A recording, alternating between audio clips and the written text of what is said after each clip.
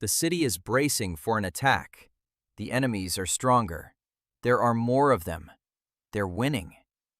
And then the captain of the guard walks into the saddler's workshop and says there's a devil flying around in their courtyard.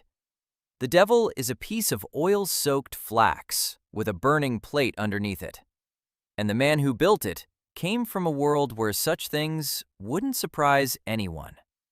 But 5 days ago, he simply opened his eyes in a bed of straw. Prickly, damp. It creeps into his mouth and smells sour.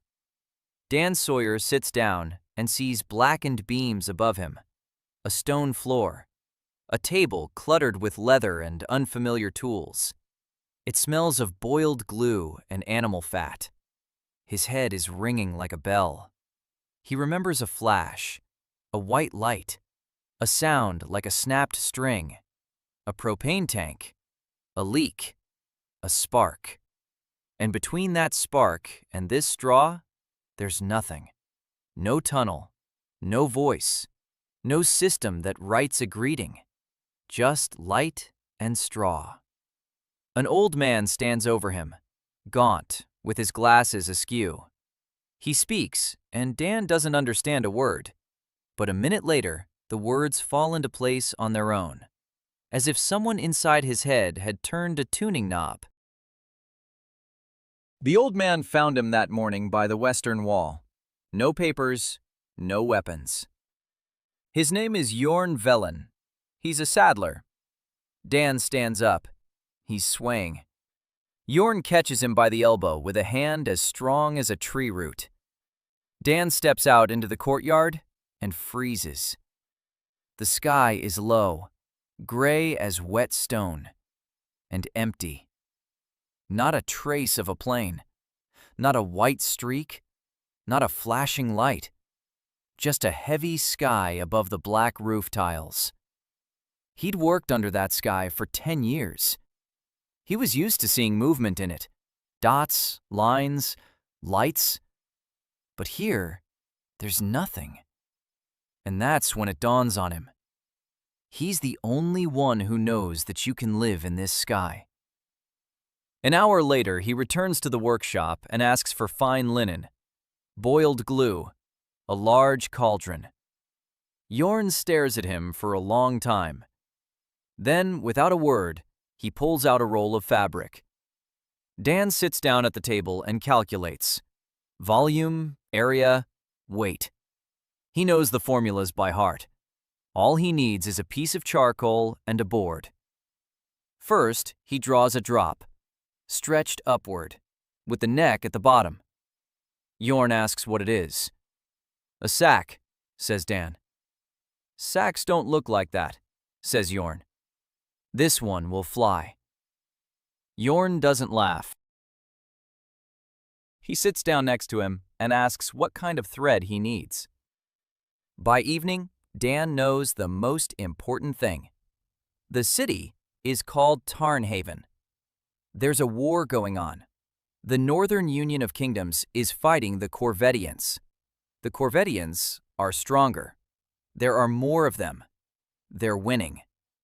Tarnhaven is the last major city before the capital. If it falls, everything will fall. But Dan has another problem. The linen here is coarse. The fibers are thick. Without impregnation, the shell will let hot air through the pores and won't hold its shape. There's no nylon. But there is linseed oil. Boiled oil creates a film. Add wax, and the film bends without cracking. It's heavier than ripstop. Worse, but it works. He needs alcohol. Lots of alcohol. Alcohol burns cleanly and hot without smoke. And alcohol costs money. Dan looks at his empty hands. No money, no name, no papers. He's a nobody. Jorn pulls a couple of unfinished saddles from under the workbench. Help me stitch these, and I'll pay you an apprentice's wage. Dan picks up a needle, a thick one, with a curved tip, for leather. His hands remember before his head does. By midnight, He stitched both saddles. Yorn checks every stitch and finds not a single crooked one. 3 copper coins land on the table. In the morning, Dan heads to the distillery through a city that breathes war. Soldiers stand at every intersection. Carts crawl toward the city walls. The children aren't playing. He buys 2 jugs of alcohol. He returns. He boils the glue. Linseed oil simmering over low heat with wax. He coats the fabric. He lets it dry. He presses it down. The film holds. He holds it up to a candle. The fabric catches fire. Slowly. That's bad. But the fire will be right under the neck. So he needs a ceramic shield between the flame and the fabric. Yorn goes to the potter and returns with a promise. A brazier in 3 days. In 3 days, Dan cuts out the model. A small one, shaped like a wine barrel. 6 vertical stripes, the neck at the bottom, the top tapered to a point. On the 4th day, the brazier arrives. Clay, with 3 holes for draft. Dan pours in 2 fingers worth of alcohol. He lights it. The flame is steady. Blue. Hot. The air rises in a dense column. He smiles for the first time in 4 days. On the 5th day, he carries the model out into the yard. Early morning. The air is still. He ties the brazier beneath the neck with 3 ropes. He pours alcohol. He lights it. The fabric fills out, slowly, like an animal waking up. The folds smooth out one by one. The shell is pulled upward. At first, just a little, then more strongly. Dan lets go. The model rises. 10 feet, 20, 30. It hovers above the barn roof. A blue flame burns beneath it. Yorn steps out into the yard. He freezes. He sinks right down onto the wet grass. He takes off his hat. He says nothing. It's not an airplane, not a rocket, not magic. A piece of oil-soaked linen with a burning wick. And it's flying. A plank in the fence slides aside, and a face peeks through the gap. A girl of about 7, round eyes. She disappears. She returns with her mother. The mother crosses herself with the sign of the 9 luminaries and leads her daughter away. An hour later, the captain of the city guard enters the yard. Chainmail, a sword, furrowed brows. The neighbors say the devil is flying around in the saddler's yard. Dan doesn't flinch. He takes the model down, places it on the table, shows the brazier, the fabric, a blueprint. The fire warms the air. Warm air is lighter than cold air. It rises. Catch it in a bag, and the bag will fly away. It's not the devil, it's furnace smoke, just in a bag. The captain looks at the blueprint, then at the sky, then back at the blueprint. We could build a bigger one. One big enough to lift a man. It's possible, says Dan. Why? Asks the captain. Dan says one word. Reconnaissance. The captain turns and walks away, and 3 hours later, a tall man in a dark blue uniform with silver epaulets enters the courtyard. Colonel Aaron Holt, commander of the Tarnhaven garrison. Colonel Aaron Holt was not a man who believed in miracles. He was a man who believed in reports, and the reports said that his garrison was blind. 3 reconnaissance patrols had set out in a week. 2 did not return. The 3rd returned without its commander, and with the news that Corvettian patrols were blocking all roads within a 20-mile radius. Holt had been at war for 3 years. He lost Fort Ostfire because he didn't know the corvettes had brought in siege engines from the east. He lost Mellenbrook because intelligence had failed to spot the flanking column. He couldn't afford any more losses. So when the captain of the guard came and said there was a bag flying around in the shoemaker's yard, the colonel didn't laugh. He stood up and went to take a look. Dan met him in the yard. The model was hanging from a rope tied to a post. It was swaying. Small. Ridiculous. Pear-shaped. Holt stood there looking up at it. He was silent for 2 minutes. Then he turned to Dan and asked how high a person could be lifted. Dan said that with the right-sized capsule and enough fuel, they could go up 500 feet. At that altitude, you could see everything within a 5-mile radius. Roads, columns, convoys, campfires, everything. Holt asked how long it would take. Dan said 12 days for a large capsule, if there was fabric, if there was help, if they let him work. Holt looked at him. Dan could see the colonel doing the math in his head. Risk, reward, resources, time.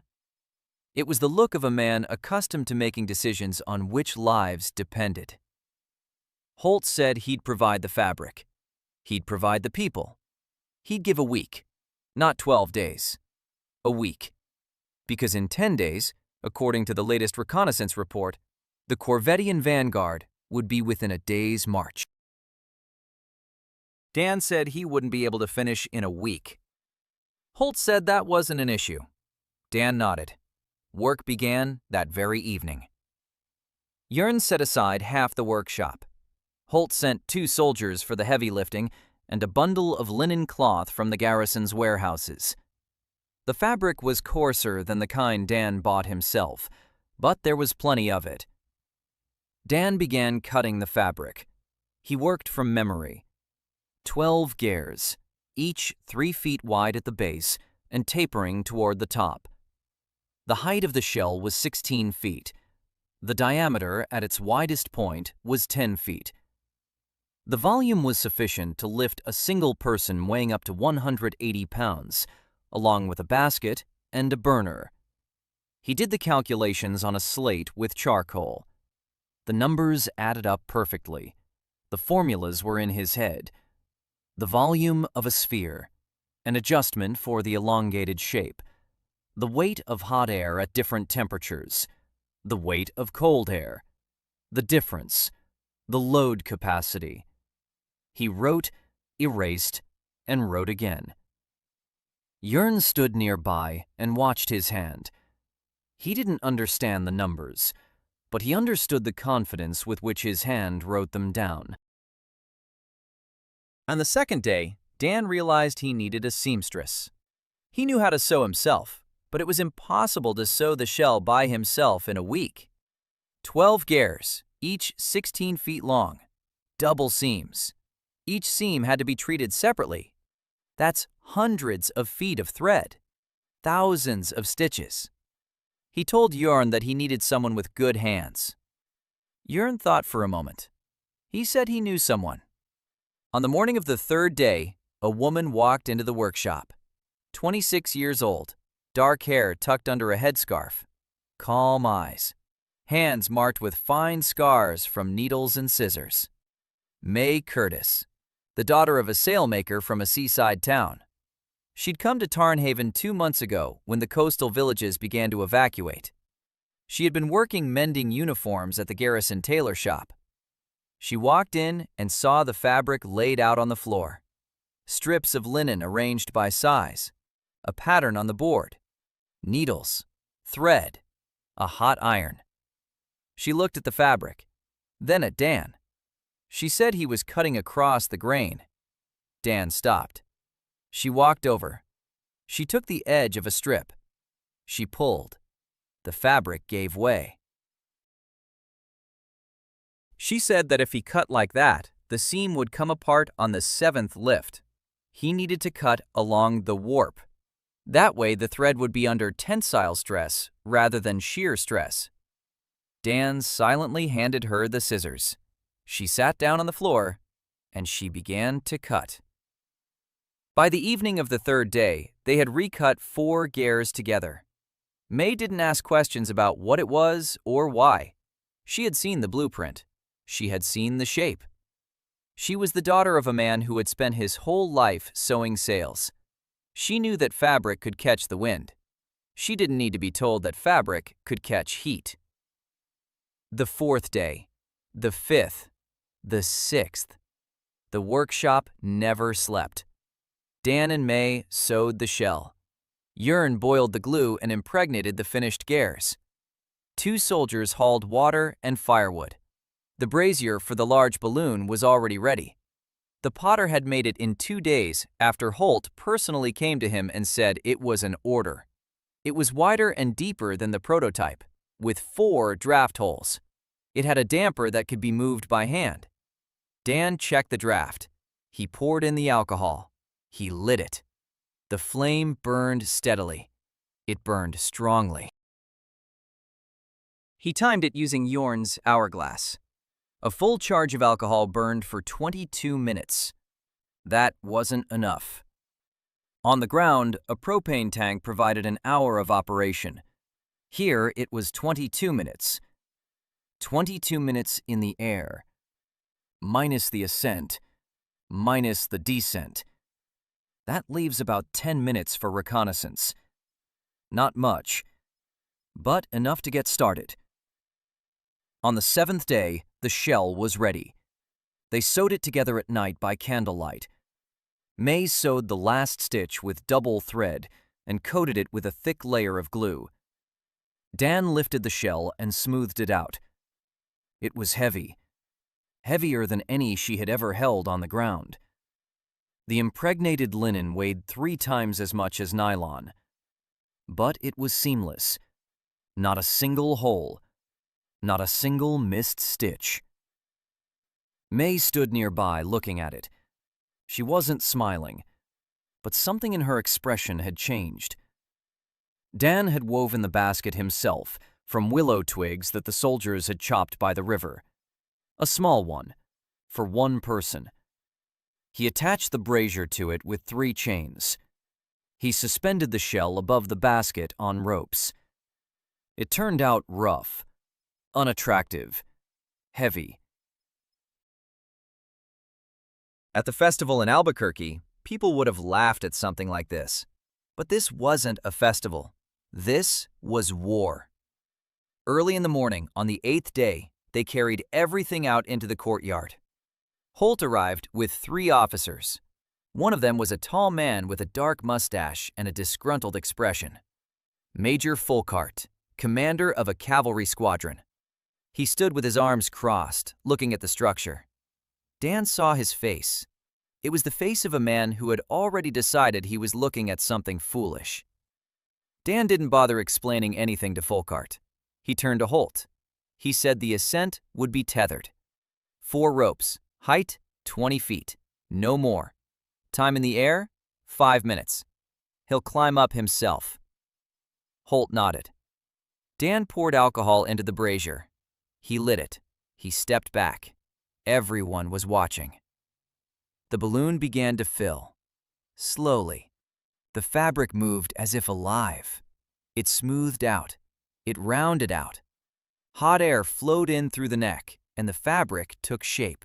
The very shape Dan had drawn with charcoal on a board 8 days earlier. A teardrop, elongated upward. When the balloon was fully inflated, Dan stepped into the basket. The ropes tightened. The basket creaked. He felt the ground give way beneath him. 1 foot, 2, 5, 10, 20. The ropes tugged. The basket swayed and came to a halt. 20 feet. He stood in the wicker basket beneath a sack of soaked linen and looked down. He could see Yearn's courtyard, the workshop roof, the neighboring houses, the street beyond the fence, a soldier at the intersection, a section of the city wall in the distance, and the faces below. Holt looked up. His mouth was closed. His eyes were narrowed. He was counting. Folkart looked up. His mouth was slightly open. His arms were no longer crossed. They hung at his sides. May looked up. One hand was pressed to her chest. Yorn sat on the ground. His cap was in his hands. For the second time this week. Dan stood 20 feet above the ground and felt the wind. Light. Westerly. 2 knots. Maybe 3. Stable at this altitude. The shell was holding. The basket wasn't creaking. The brazier burned steadily. He took a deep breath. Everything was working.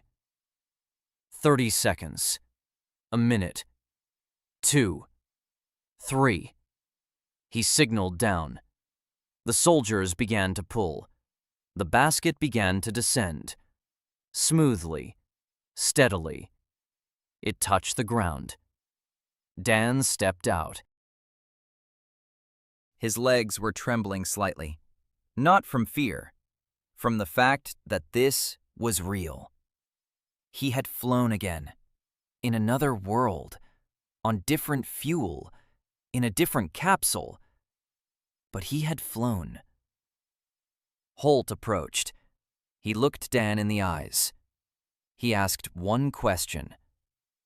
At what altitude could he see the Corvant positions west of the city? Dan said that at 300 feet, he'd be able to see everything as far as the horizon.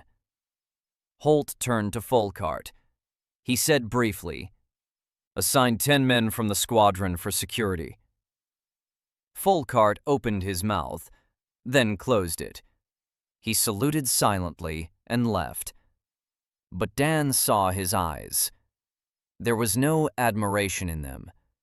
There was calculation, and else. Something personal. Something that had been touched upon. The next morning, Dan began preparing for his first free ascent.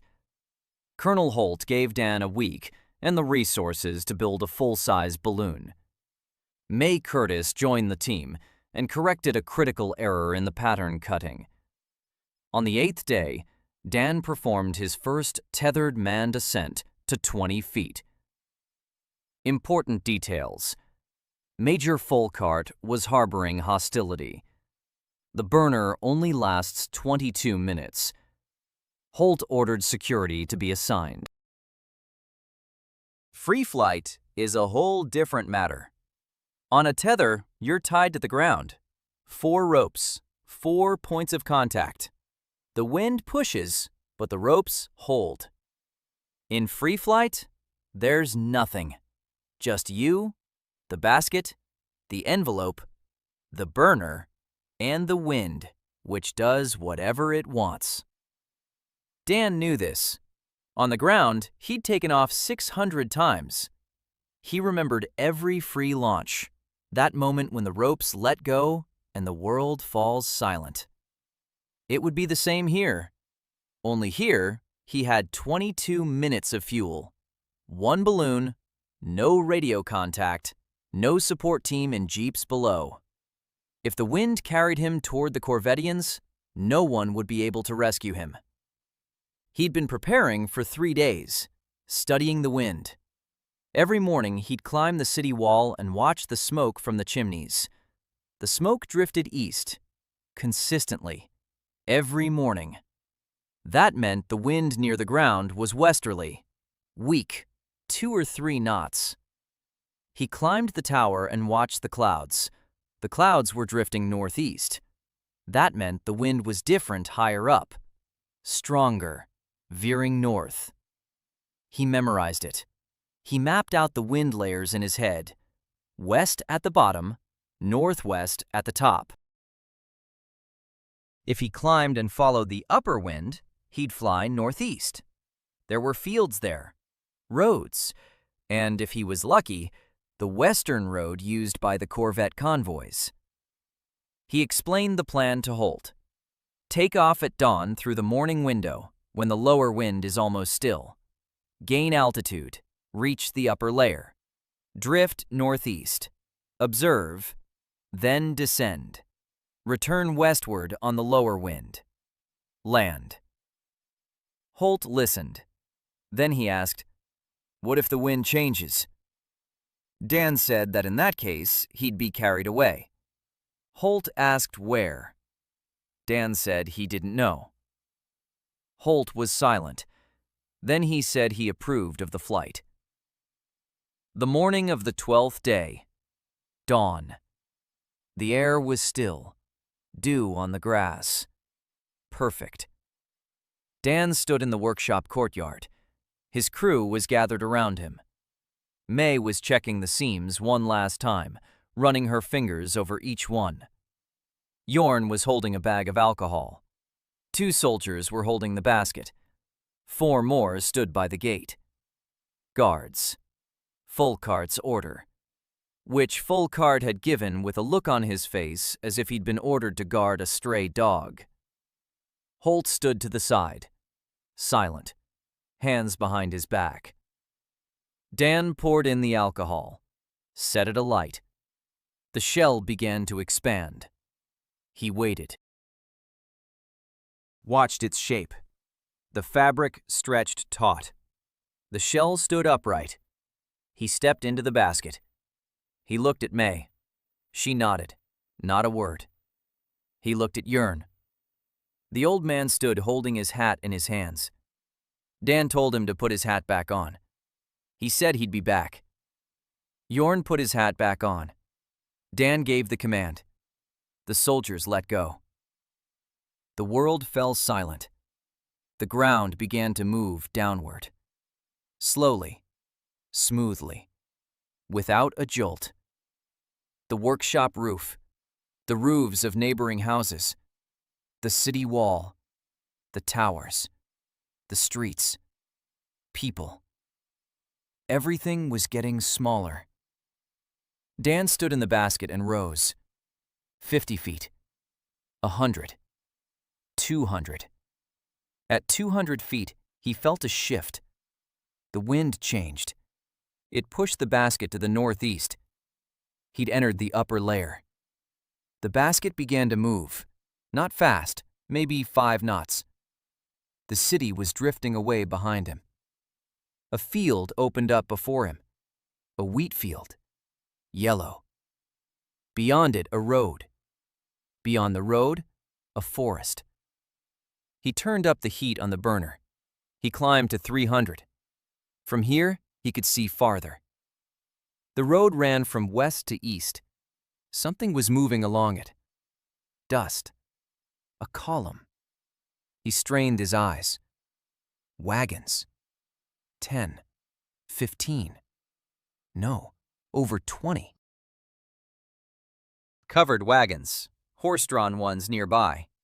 3 dozen horsemen on either side. Guards. It's a convoy. A Corvette convoy on the Western Road, heading east, toward Tarnhaven. Dan was counting. The distance from the city was about 4 miles. The convoy's speed was 2 miles per hour. In 2 hours, they'd be at the outskirts. He was memorizing the details: the number of wagons, the number of horsemen, the direction, the speed. This was the first aerial reconnaissance data ever obtained in the history of this world. He hung 300 feet up in a wicker basket and watched the enemy wagon train. And the wagon train didn't know it was being watched. They didn't look up. Why would they? No one looks up. There's nothing in the sky. Nothing. Only clouds and birds. Dan checked the burner. 12 minutes left. Time to go down. He closed the valve. The burner went out. The balloon began to descend. Slowly. At 200 feet, the wind died down. At 150, it had almost stopped. Dan drifted eastward. Below him was a wheat field. A good place to land.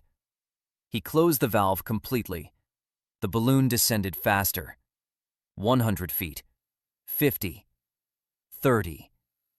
He smelled the wheat. Warm. Dry. The basket swayed. It scraped against the tops of the wheat stalks. It hit the ground. It bounced. It hit the ground again. It came to a stop. The envelope began to settle on top of it. Heavy, wet fabric. He climbed out of the basket. He stood knee-deep in the wheat, 3 miles from town, alone, with information in his head worth more than the entire wagon train on the road. He began folding up the cover. It took 20 minutes. It was heavy, wet with morning dew. He rolled it up as best he could, tied it to the basket, hoisted the basket onto his back. He headed west, toward the town. Half an hour later, a man with a pitchfork burst out of the wheat field. A farmer, terrified. His eyes were wide with fear. He was screaming something about demons. Dan set the basket down on the ground. He raised his hands. He spoke calmly. He said he was from Tarn Heaven, that he wasn't a demon, that he needed help carrying his things to the city. The farmers stared at the shell, at the basket, at the brazier. He didn't understand what he was seeing, but he calmed down. He helped carry the basket. 2 hours later, Dan was standing in front of Holt. He told him everything. A little over 20 covered wagons, 36 horsemen, the Western Road, 4 miles, heading east. Holt listened. Then he stood up. He went outside. An hour later, 200 infantrymen and 30 cavalrymen emerged from the western gates of Tarnhaven. They intercepted the convoy at the bend by the river. Not a single wagon got away. These were supplies: flour, salted meat, arrowheads, gunpowder for arquebuses. A month's supply for the forward Corvette regiment. That evening, Holt silently placed a leather purse on Dan's desk. It was heavy. Dan picked it up. He opened it. Silver. A lot of silver. He looked at Holt. Holt said one sentence. He said that Dan had just saved the garrison a month's worth of life. Then he left. Dan sat at the table. The purse lay in front of him. Behind the wall, May and Yorn were repairing the cover that had torn during landing. He could hear them working, quietly, methodically. The needle pierced the fabric with a soft sound. He closed his eyes. 3 miles downwind. 20 minutes in the air. 1 intelligence report. 1 intercepted convoy. That was the beginning. Small, fragile, like a model the size of a barrel perched on top of a barn roof. But it worked. In the next room, fabric rustled. May came out. She looked at him. She said the seam on the 3rd gair needed to be redone. The fabric was starting to come apart at the fold. Dan nodded. He stood up. He went to sew. The silver remained lying on the table. It didn't matter. What mattered was that the he would take off again in the morning. Dan had made his first free flight. He flew 3 miles to the northeast and spotted a Corvettian convoy on the Western Road. Holt intercepted the convoy. Dan received his first payment and proved the value of aerial reconnaissance. Important details. There's enough fuel for 22 minutes. The hull tears upon landing. The Corvettians don't know they're being watched from above. For the next 3 weeks, Dan flew every morning when the weather permitted. Not every day. Rain stopped him twice. Once the wind was too strong and he didn't take the risk. But every time the morning window opened, he was in the air. The workshop ran non-stop. May sewed, Yorn boiled glue and soaked spare strips of fabric. 2 soldiers from the guard had learned to help fill the shell. Dan taught them. He showed them how to hold the neck of the shell, how to keep an eye on its shape, how to read the wind by the smoke and the weather vanes. They listened. They didn't understand everything, but they did it. On the 3rd flight, Dan spotted a Corvant patrol in the forest south of the city. 6 horsemen, camouflaged, standing motionless, waiting. He returned and reported to Holt. Holt sent in the infantry, They captured the patrol without any casualties. On his fifth flight, he saw that the Corvettians were digging trenches 2 miles to the west, a long line of earthworks. They were preparing their positions. This meant the main army was close. Holt received this information and began reinforcing the western wall. On his seventh flight, the shell gave way. A seam on the upper gusset burst at an altitude of 150 feet. Dan felt a jolt. He looked up. He saw a tear. Hot air was escaping. The balloon was losing altitude. Fast. He opened the burner valve all the way. The flame shot upward. He was trying to compensate for the loss of air with heat. That bought him a minute, maybe a minute and a half. He looked down. Below him was a river. Wide. Cold. He wouldn't make it across in time. The balloon was falling. He did the only thing he could. He closed the valve to stop the flame. He grabbed the edge of the basket. He braced himself. The basket hit the water sideways. He was thrown out. Cold. Darkness. Water. The current pulled him along. He surfaced. The basket was floating nearby. The balloon envelope covered the water like a huge wet rag. Part of it was burning. Alcohol from the overturned brazier had splashed onto the fabric and caught fire before the water extinguished it. Dan swam to shore. He climbed out. He lay on his back. He looked up at the sky. He was alive. The envelope was ruined, half burned, half wet, unusable. He lay on the riverbank and thought about how he no longer had a balloon. Not a single one. The only envelope they'd spent 8 days sewing. Destroyed in 30 seconds. They found him an hour later.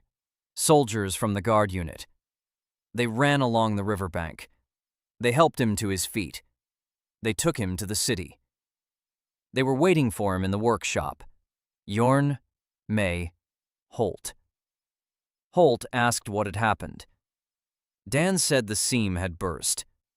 Holt asked if it could be repaired. Dan said no. We need a new shell. Holt was silent. Folkart stood behind him. He wasn't silent. He said he'd warned them, that it was a waste, that resources were needed for real work. Linen for bandages, oil for torches, alcohol for the wounded, not for flying sacks that fall into the river. Holt turned to him. He said one word. He said, "Enough." Folkart fell silent, but his words hung in the air. And Dan knew that Folkart was half right. Resources were indeed needed for everything. The city was preparing for a siege. Every scrap of fabric counted. Every bottle of alcohol counted. And he just sunk an entire balloon. May didn't say a word. She stood by the table, already laying out new strips of fabric. She'd started cutting before Dan returned. Jorn, too. He was already boiling up a new batch of glue. They knew the balloon would fall. Not because they didn't believe in it, because they understood the craft. The first seam is always weaker than it needs to be. The first piece of fabric is always worse than you'd like. The first thing always breaks. It's not a failure, it's part of the job. Dan changed into dry clothes. He sat down at the table. He began to go over it all again. What had gone wrong? The seam on the upper gaff. That's where the hot air pressure is at its highest. The fabric expands.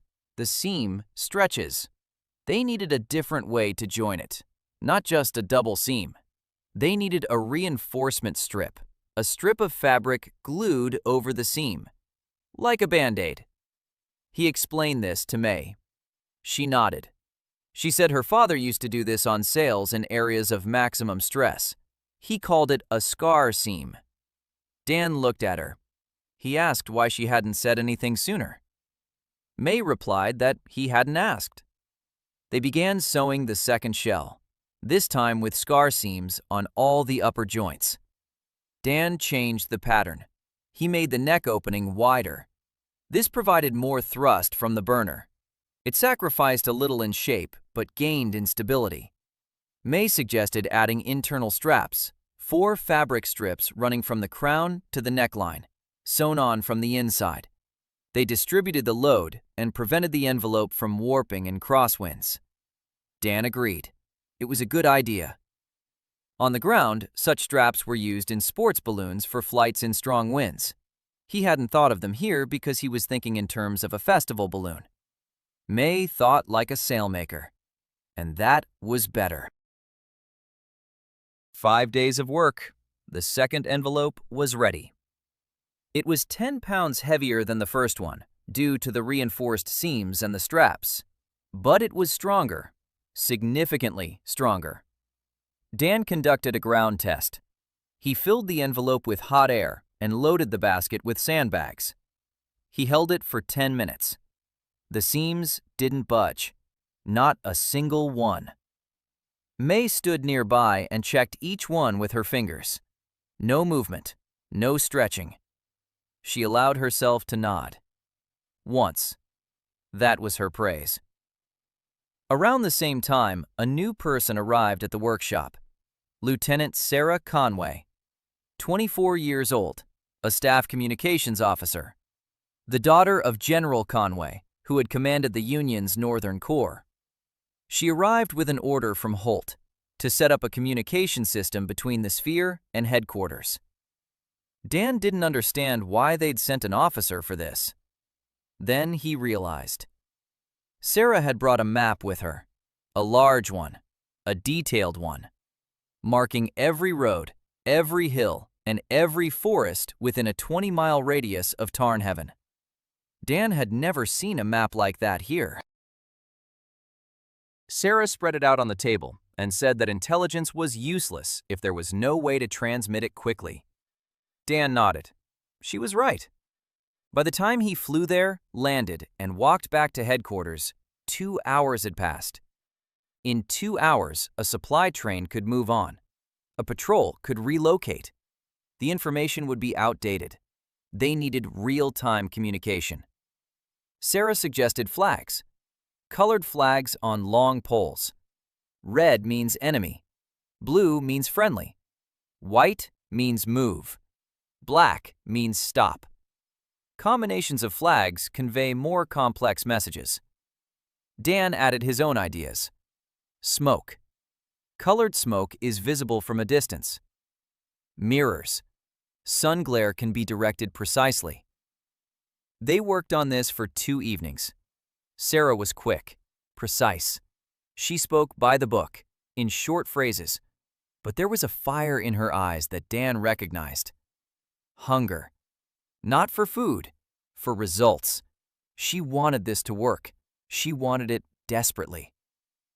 On the 3rd evening, when they finished the first version of the signal chart, Sarah said one thing. She said that her older brother had served in intelligence. He went behind enemy lines 8 months ago. He never came back. His unit had been ambushed because command didn't know there was a Corvian roadblock on the road. If there had been even a single aerial view, he would still be alive. She said this in an even voice, without a tremor. She set her pencil down on the table, aligned it parallel to the edge of the map, stood up, and left. Dan sat there, staring at the signal chart. Red, blue, white, black. Each color now carried more weight than before. Dan had lost his first suit during the emergency landing in the river. May and Yorn had begun sewing the second one even before his return. The second suit had scarred seams and internal straps. Lieutenant Sarah Conway joined the team and developed a system of flag signals, important details. Folk art openly criticizes the project. Sarah lost her brother due to a lack of aerial reconnaissance. The Corvette crew is digging trenches 2 miles from the city. The second balloon took off 14 days after the first. It was a clear morning. The wind was light. Dan stood in the command and looked down. This time, it wasn't just his crew down below. Holt had brought the staff, 5 officers. Sarah stood apart with 2 soldiers holding flagpoles. The first test of in-flight communication. Dan ascended 200 feet. He looked west. He saw a road. He saw a forest. He saw smoke rising above the forest. Campfires. Many campfires. The Corvettemen were camped there. Closer than before. Much closer. He took the red flag and raised it. Down below, Sarah saw it. She raised her red flag. Confirmation. He raised the white flag. Movement. He pointed the pole westward. Sarah read the signal. She relayed it to the aide-de-camp. The aide-de-camp ran to Holt. Holt read it. He nodded. It was working. Roughly, slowly, with delays, but it was working. In 20 minutes of flight, Dan relayed the layout of the Corvette camp down below, the approximate number of tents, the direction of the roads, the presence of cavalry. This was the kind of intelligence for which a reconnaissance patrol would have paid with their lives. Dan had obtained it while standing in the basket at 200 feet, looking down. After landing, Holt approached. He didn't offer any compliments. He said he wanted flights every day, every morning, with no days off except in bad weather. Dan said he wouldn't have enough alcohol. Consumption was high. 22 minutes of flight would use up half the daily supply that the city distillery could provide. Holt said he'd take care of it. The next day, Dan learned that the colonel had requisitioned a second distillery on the eastern outskirts. The alcohol started flowing like a river. Now Dan could fly every day and have enough fuel for 2 flights. But another problem arose. He couldn't fly alone. It was possible to operate the burner and observe the ground at the same time, but it was difficult. He missed details. He didn't have time to count the wagons in the column because he was watching the throttle. He missed movement on the flank because he was adjusting the altitude. He needed an observer, a second person in the basket. The problem was weight. The basket was designed for 1 person. The envelope could lift 180 pounds with the burner and fuel reserve. A second person would add at least another 120 pounds. He needed a larger envelope, or an observer who weighs less than 120 pounds. Holt suggested a young drummer boy from the garrison, 14 years old, skinny, 90 pounds. Dan refused. He said the observer had to know what to look for.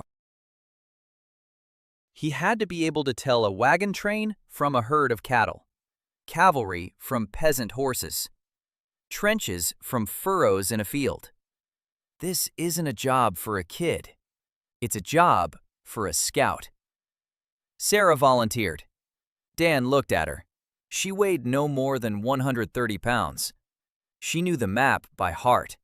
She could tell a Corvettian uniform from a northern one from half a mile away. She was the perfect observer.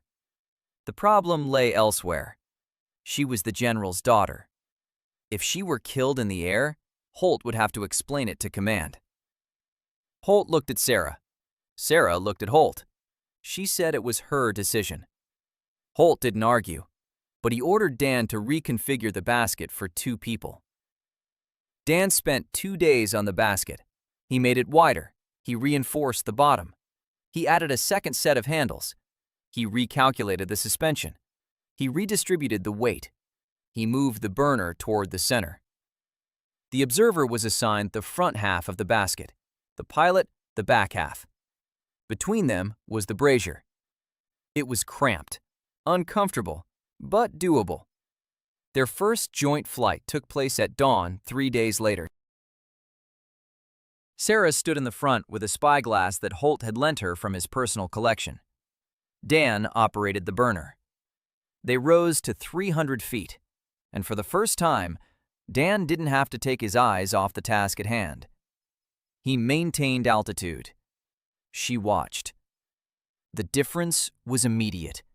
In a single flight, Sarah counted 18 tents in the southern camp, 4 arquebus crews by the western bridge, 24 wagons coming from the south, a mounted patrol of 12 riders moving along the edge of the forest. She relayed the information to Dan. Dan lowered the flags. Below, soldiers read the signals. They ran toward Holt. Holt moved the pieces on his map. It was the first day that Tarnhaven's headquarters had seen the war in real time. After landing, Sarah was silent for a minute. Then she said she understood now. Dan asked, what exactly? She said that she understood why the birds weren't afraid. Those were weeks when everything was changing rapidly. The workshop was no longer just a saddler's shop. Now it was the Air Reconnaissance headquarters. Jörn was still repairing saddles and harnesses in the corner, but most of the room was filled with fabric, blueprints, and ropes. Dan began training the people, not to fly, to work on the ground. The deployment team, the retention team, the signal reception team, everyone knew their role. It was like an Earth-style hot air balloon pursuit team, only here, instead of jeeps, there were soldiers with ropes. Holt was winning. Not battles, skirmishes, interceptions, ambushes. Every aerial reconnaissance mission saved lives. Patrols no longer set out blindly. They knew where to go and what to expect. In 3 weeks, the Union intercepted 2 supply convoys. It defeated 3 patrols. It repelled an attempt to cross the river north of the city. All thanks to the fact that one man rose above the city every morning and watched. Fulkart remained silent, not because he had resigned himself to it. It was because the results were too obvious to argue with openly. But Dan saw him. He saw Fulkart talking with the other officers, quietly, off to the side. He saw them looking at the workshop, not hostile, appraising, like people waiting for a mistake. The mistake didn't come from where they expected. It came at night. On the 23rd day after the first free flight, Dan was sleeping in the workshop. May had gone back to her apartment. Jörn was sleeping on the 2nd floor. The guards were standing at the gate. Dan woke up to a smell. Smoke. Not from the stove. Something else. Acrid. He opened his eyes. An orange glow. Fire. The workshop wall was burning, the one facing the street. The flames spread quickly through the dry wood. Dan jumped up. He shouted to Jörn. The old man was already coming down the stairs. In his hands, he held a vat of linseed oil. A supply. The very one they'd boiled for impregnating. If the tub caught fire, it would explode so violently it would blow the roof off. Dan rushed toward the tub. Jörn was already dragging it toward the exit. They collided at the doorway. The beam above them was crackling. Sparks were flying. Jörn shoved Dan aside. He clutched the tub close to himself. He made his way across the courtyard. A burning splinter fell on his arm. His right arm. His working arm. He didn't let go of the vat. He dragged it to the well, set it down, and sat down. His hand was red. His skin was blistered from his wrist to his elbow. The soldiers were already putting out the fire on the wall, using water from the well and wet rags. Half an hour later, the fire was extinguished. The workshop had held up. The wall was charred but hadn't collapsed. The case lying at the other end of the workshop was unharmed. The blueprints survived. The brazier was intact. But Jörn sat by the well with an arm that wouldn't bend. The doctor arrived. He wrapped the arm in a wet cloth with some kind of ointment. He said the burn was deep. The hand would heal, but not soon. Several weeks, maybe a month. Jörn tried to pick up the needle from the table with his left hand. He couldn't. His hand was shaking. He had never sewn with his left hand. He put the needle back, silently. Dan stood nearby. He looked at the old man's hand, at the needle on the table, at the scorched wall. It was arson. He knew it. The soldiers had found an oil-soaked rag at the base of the wall on the outside. Someone had come during the night. Someone had set it on fire. Someone knew where the workshop was. Someone wanted it to burn down. Holt came in the morning. He examined the wall. He examined the rag. His face was stony. He said he'd double the security. Dan said that wasn't enough. He said he needed someone who knew how to handle these kinds of things. Someone who knew how to track down arsonists. Holt said he'd think about it. That evening, Dan sat by Jörn's bedside. The old man was awake.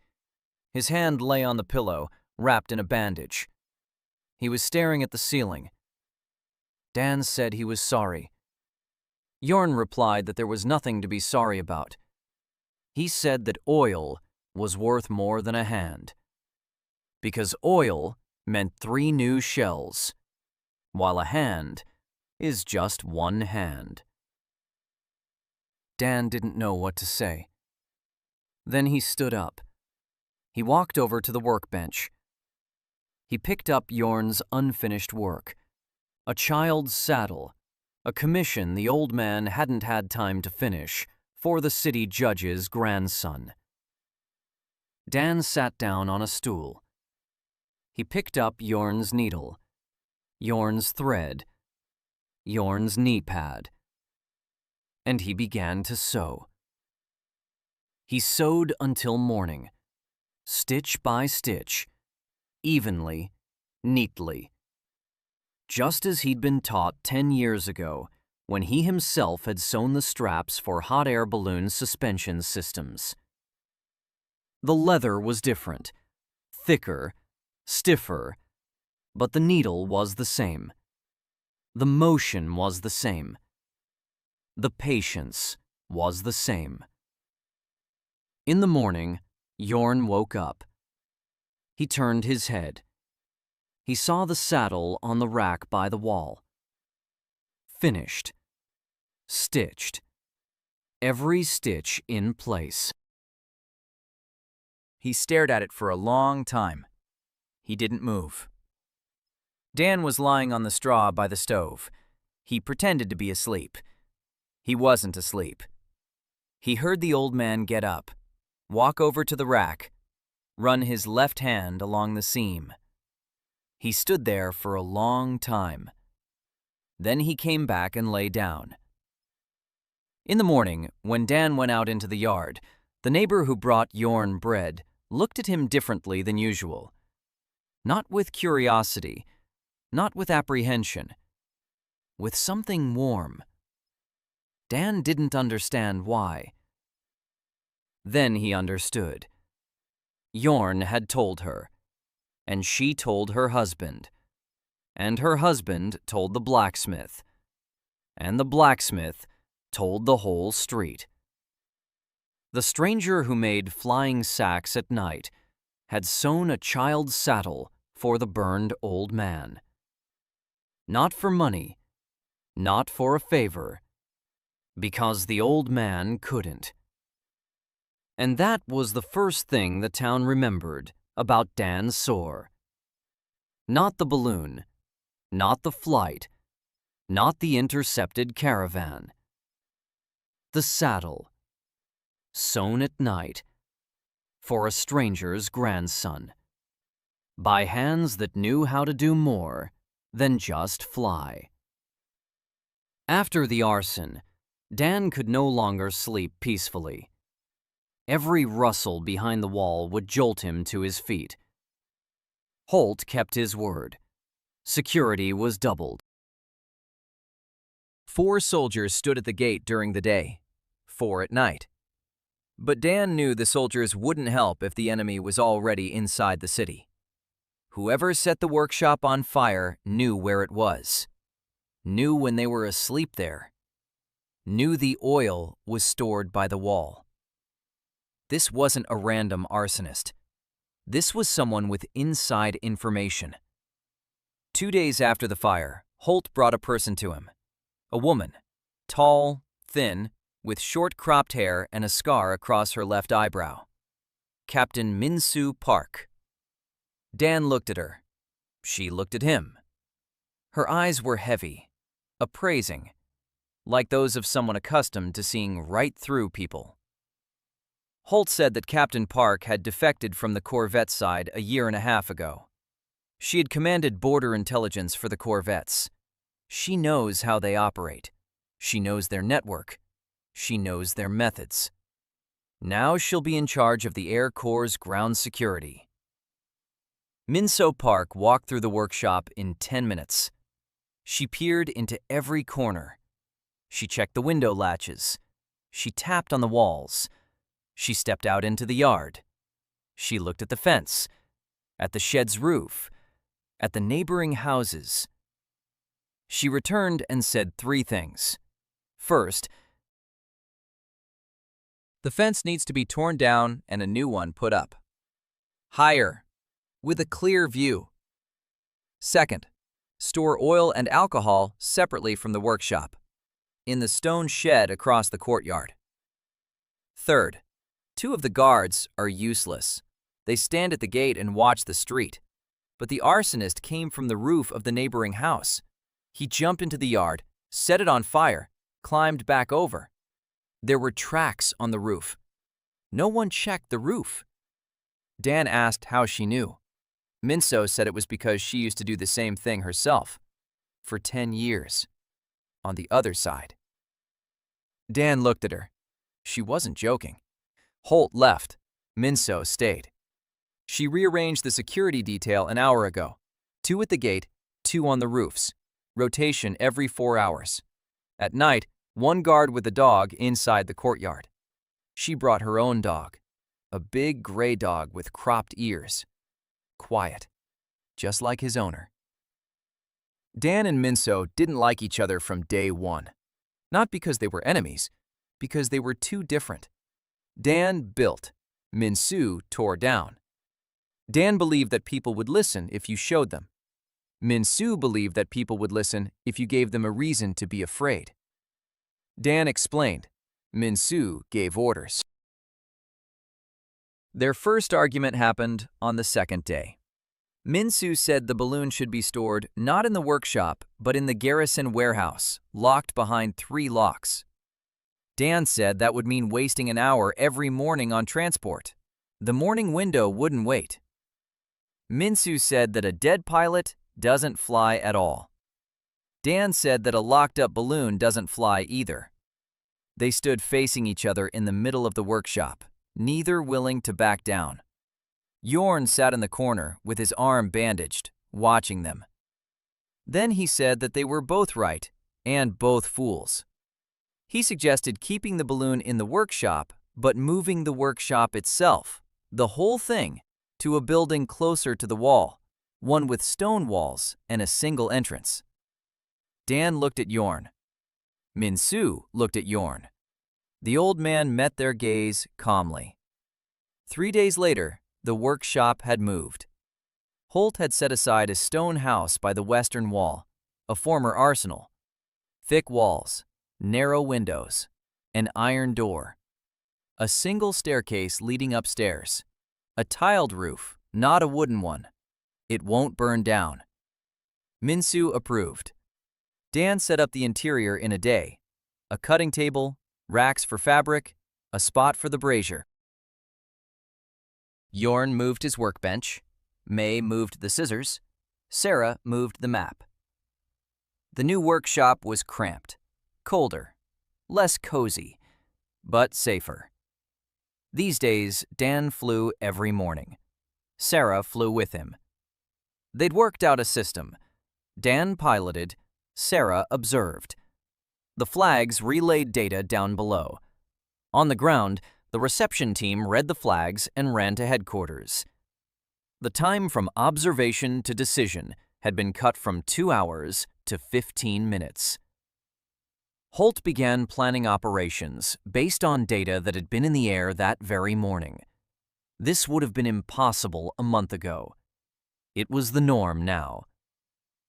The Corvetters didn't understand what was happening. Their supply convoys were being intercepted. Their patrols were being bypassed. Their ambushes were known in advance. They couldn't figure out where the Union was getting its information.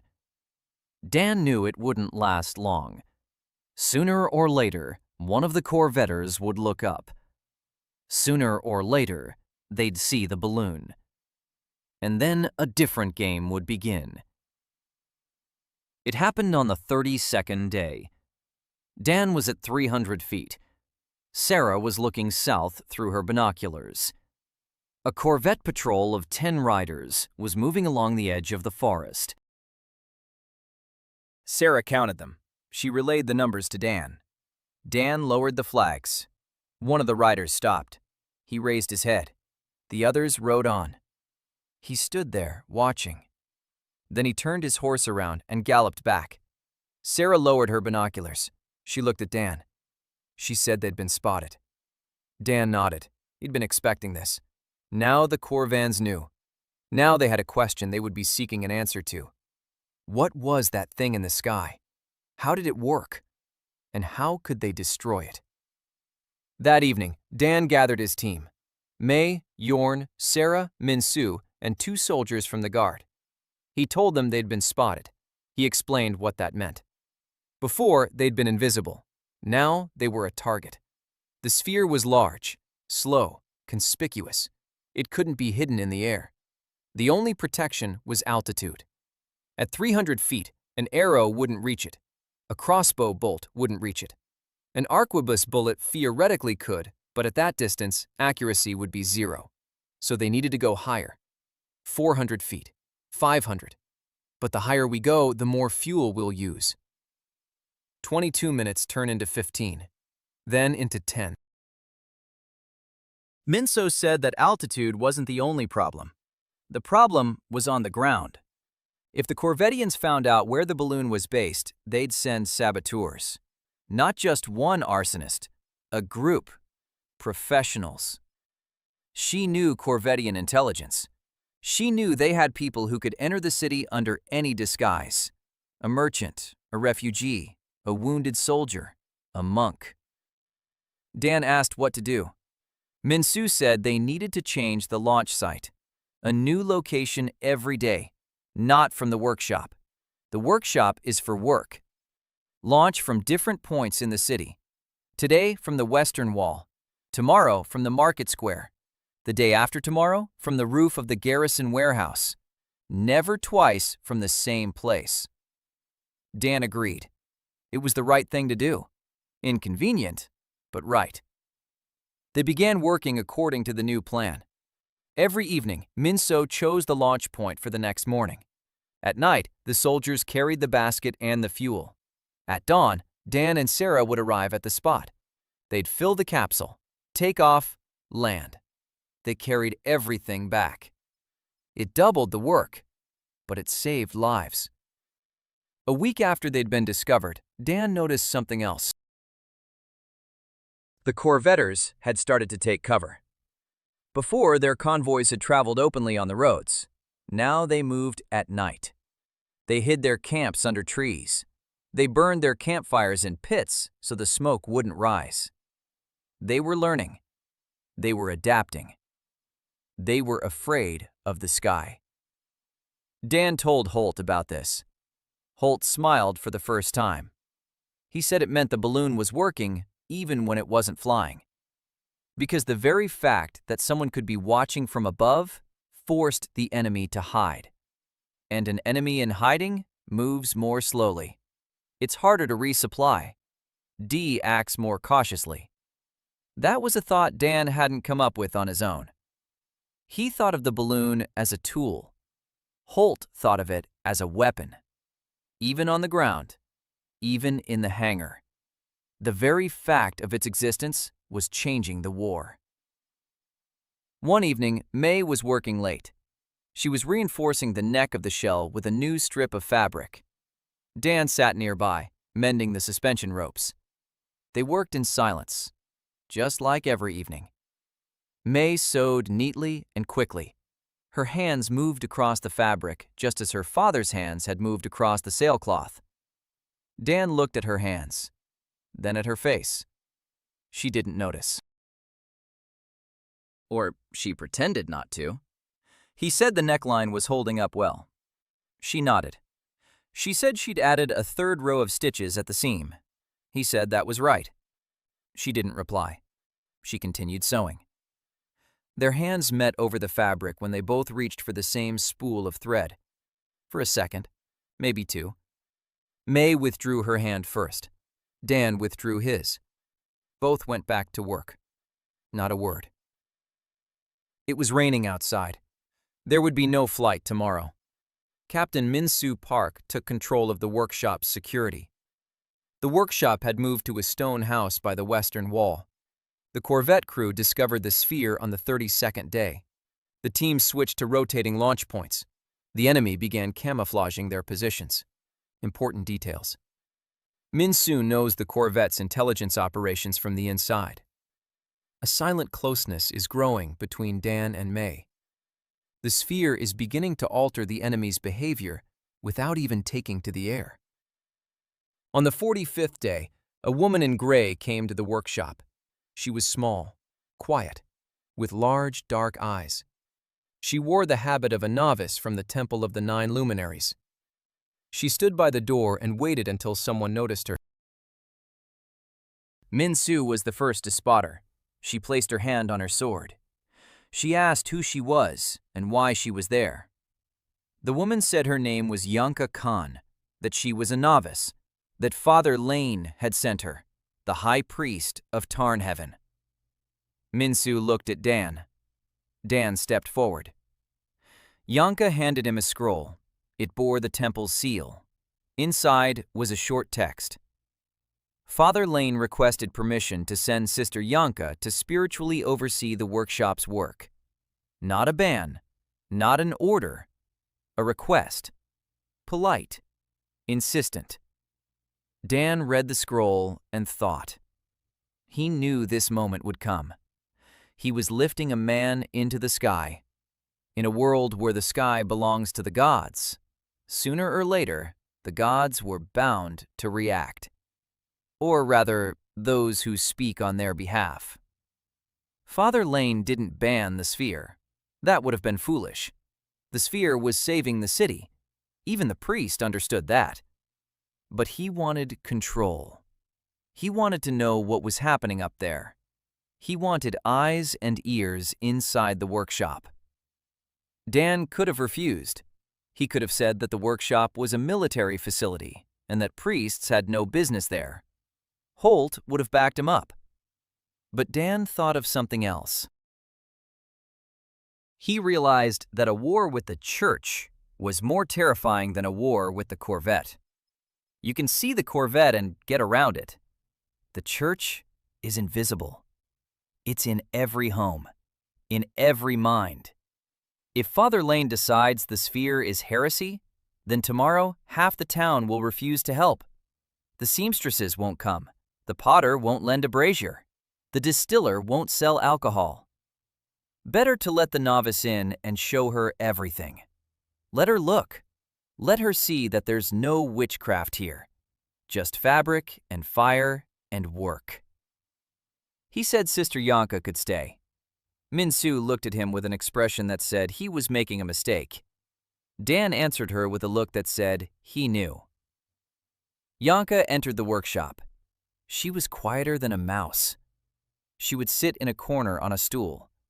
She would sit for hours. She watched. She didn't write anything down. She didn't ask any questions. For the first 3 days. On the 4th day, she asked May what kind of seam it was. May explained. A scar seam, for strength. Yanka nodded. On the 5th day, she asked Dan why the shell was shaped that way. Dan explained. An elongated droplet holds its shape better than a sphere. Hot air rises and collects at the highest point. The higher the point, the more stable the structure. Yanka listened. She looked at the drawing. She ran her finger along the line. She said it looked like a raindrop. Dan said that was exactly right. Nature had already come up with this shape. He was just copying it. Yanka looked at him. Something shifted in her eyes. Something small, like a crack in a wall through which light shines. On the seventh day, she asked the question Dan had been waiting for. She asked what he saw when he's up there. Dan answered simply, "The earth, roads, the forest, fields, people, as small as ants." Yanka asked, "And what else?" Dan said, "Clouds, too. Close by. Sometimes you can touch them with your hand." Yanka asked, "And between the clouds and the earth, what's there?" Dan said there was air. Just air. Cold, clean, quiet. Nothing else. Yanka fell silent. She'd been expecting a different answer. Or perhaps she'd been afraid of it. Or hoping for it. Dan didn't ask any further. She'd tell him herself when she was ready. The days passed. Yanka became part of the workshop, a quiet part. She didn't get in the way. Sometimes she helped. She handed him tools. She held the fabric while May cut it. She washed the forge after tests. Minsu kept an eye on her for the first week. Then she stopped. Yanka was harmless. Or so it seemed. In the middle of the second month, Theo Linden showed up. A blacksmith. 29 years old. Huge. Red-haired. With hands that could bend a horseshoe. He came on his own, without orders, without a recommendation. He saw the brazier in the market square while Dan was preparing for the morning firing. He walked over. He took a look. Said the damper was made incorrectly. Dan asked why. Theo picked up the damper. Showed him. The edge was uneven. When you moved it, the flame would escape through the gap. You'd lose control. You needed a damper with a ground-in edge, made of metal, not clay. He could make one. Dan gave him the brazier for the day. The next morning, Theo brought it back. A new damper, made of iron, ground in. It moved smoothly, like a bolt. Dan tried it. The flame was precisely adjustable. He opened it a quarter of the way. An even, medium flame. Halfway, stronger. All the way. A roar. He closed it. Silence. Not a single gap. Not a single leak. Dan looked at Theo. He said he needed a blacksmith on the team.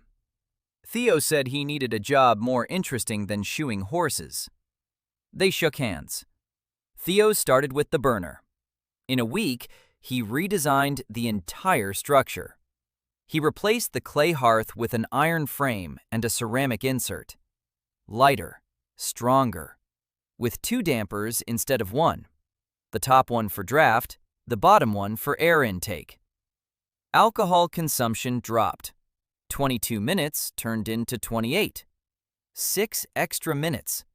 That meant more time over the target, more data, more lives saved down below. Dan did the math and couldn't believe it.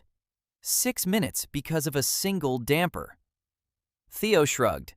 He said that a good damper is half the burner. Dan remembered that. The team was growing. Dan, May, Yorn with his burned hand that was slowly healing. Sarah, Minsu with her soldiers and gray dog. Theo, Yunka, and 24 support soldiers who knew how to inflate the envelope and hold the ropes. It was an air corps, the first and only one in the history of a Toran. It was housed in a single stone building and flew a single balloon. But it existed. At the end of the second month, Holt summoned Dan to headquarters. A map lay on the table. On the map, all the Corvettian positions that Dan and Sarah had spotted from the air over the past few weeks were marked with red dots. There were many dots. They formed a pattern. The Corvettian army was closing in a semicircle, from the west and south, slowly, methodically, like a boa constrictor. Holt said that, by his estimate, they had 3 months, maybe 4. Then the Corvettians would close the ring, and the siege would begin. Dan asked how many men the Corvettians had. Holt said that, according to aerial reconnaissance, between 12 and 15,000. There were 4,000 in the Tarnhaven garrison. 1 to 4. Not good. Dan asked what was needed from him. Holt said he needed more. More balloons, more observers, more flights. Not just 1 balloon in the morning, 3 balloons, in different directions, all at once. Dan said that would take time. Fabric, people, training. Holt said he had 3 months. Dan left headquarters. He stood on the street. He looked up at the sky. 3 balloons, 3 crews, 3 envelopes, 3 sets of burners, 3 fuel supplies. This wasn't a workshop. It was a production line. He went back and gathered the team. He explained the task. May said that 3 envelopes would require 3 times as much fabric. Theo said that 3 burners would require 3 times as much metal. Sarah said that 3 crews would require 6 trained people. Minso said that 3 launch sites would require 3 times as many security guards. Yorn sat in the corner. He was silent.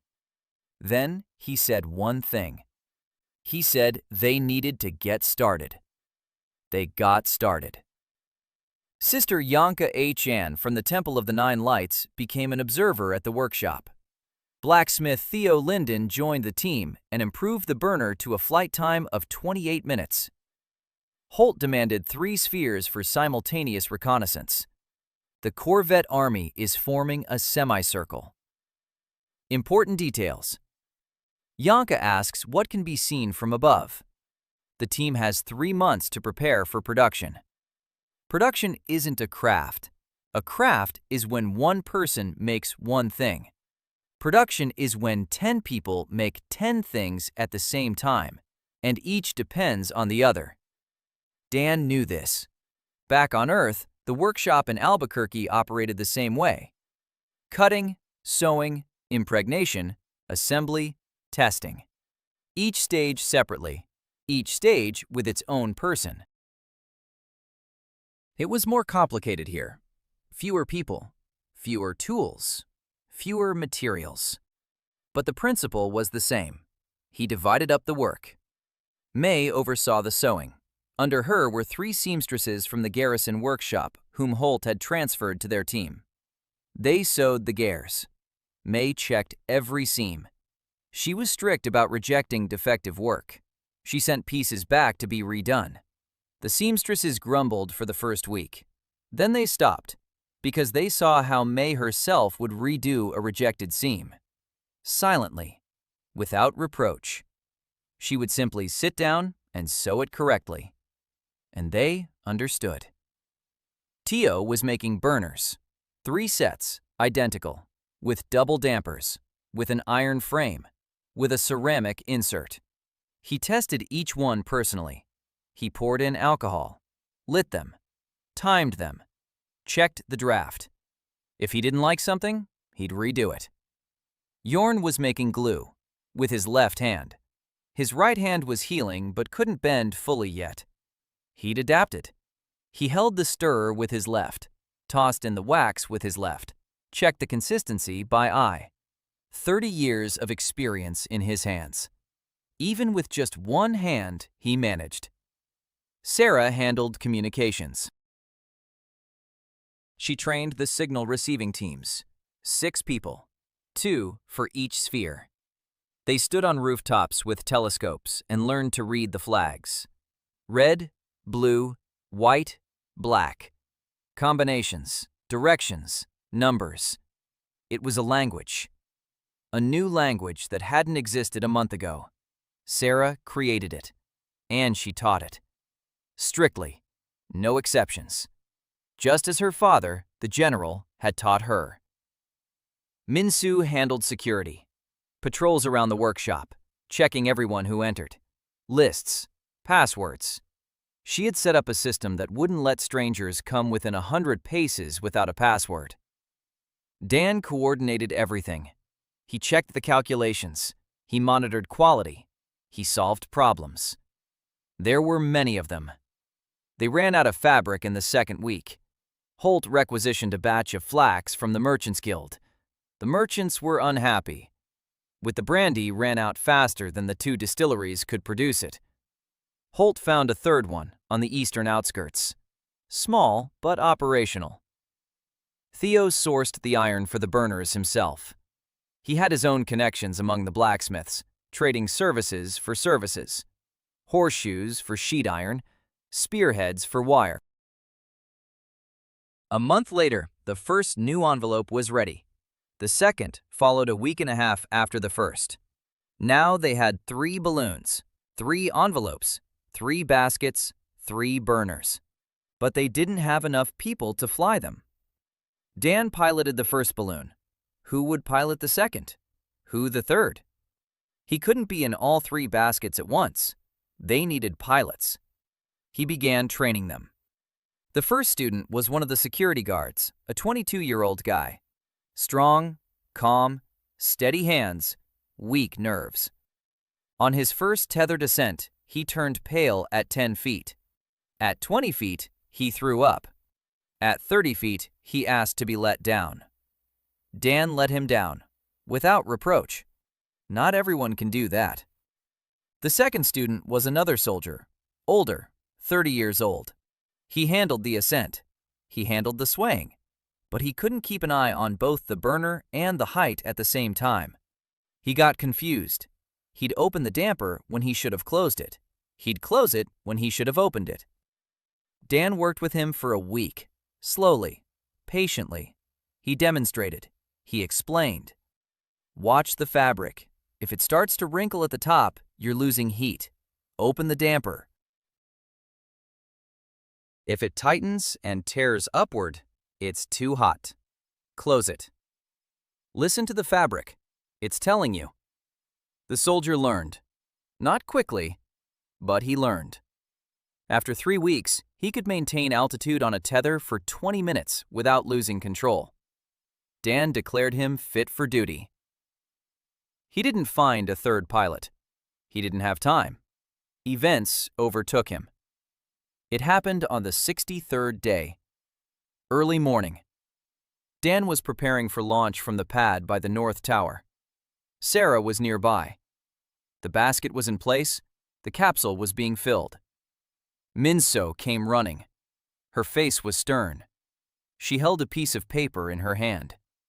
She said that a detachment had left the Southern Corvette camp during the night. 50 men, heading for the city. They were marching quickly, not on the road, through the forest. The information came from a scout who had barely managed to return. Dan asked when they would be here. Minsu said in 2 hours, maybe 3.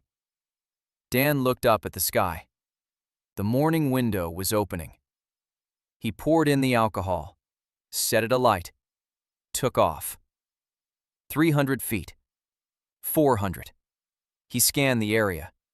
He looked south, at the forest, the trees, a dense green carpet. It's almost impossible to spot movement among the trees from the air. Almost. But the birds. A flock of birds rose above the forest half a mile south of the city. Something had startled them. Dan pointed it out to Sarah. Sarah raised her telescope. She looked for a long time. She said she saw movement, shadows, between the trees, heading toward the city. Dan lowered the flags. Red, direction, south. Down below they received the signal. Holt mobilized the garrison. When a detachment of 50 Corvettan scouts emerged from the forest toward the southern wall, they were met by 200 crossbowmen behind barricades. The battle was brief. The Corvettans lost 30 men. The rest retreated into the forest. Among the dead, they found scrolls, maps, a list of targets. First on the list was the workshop.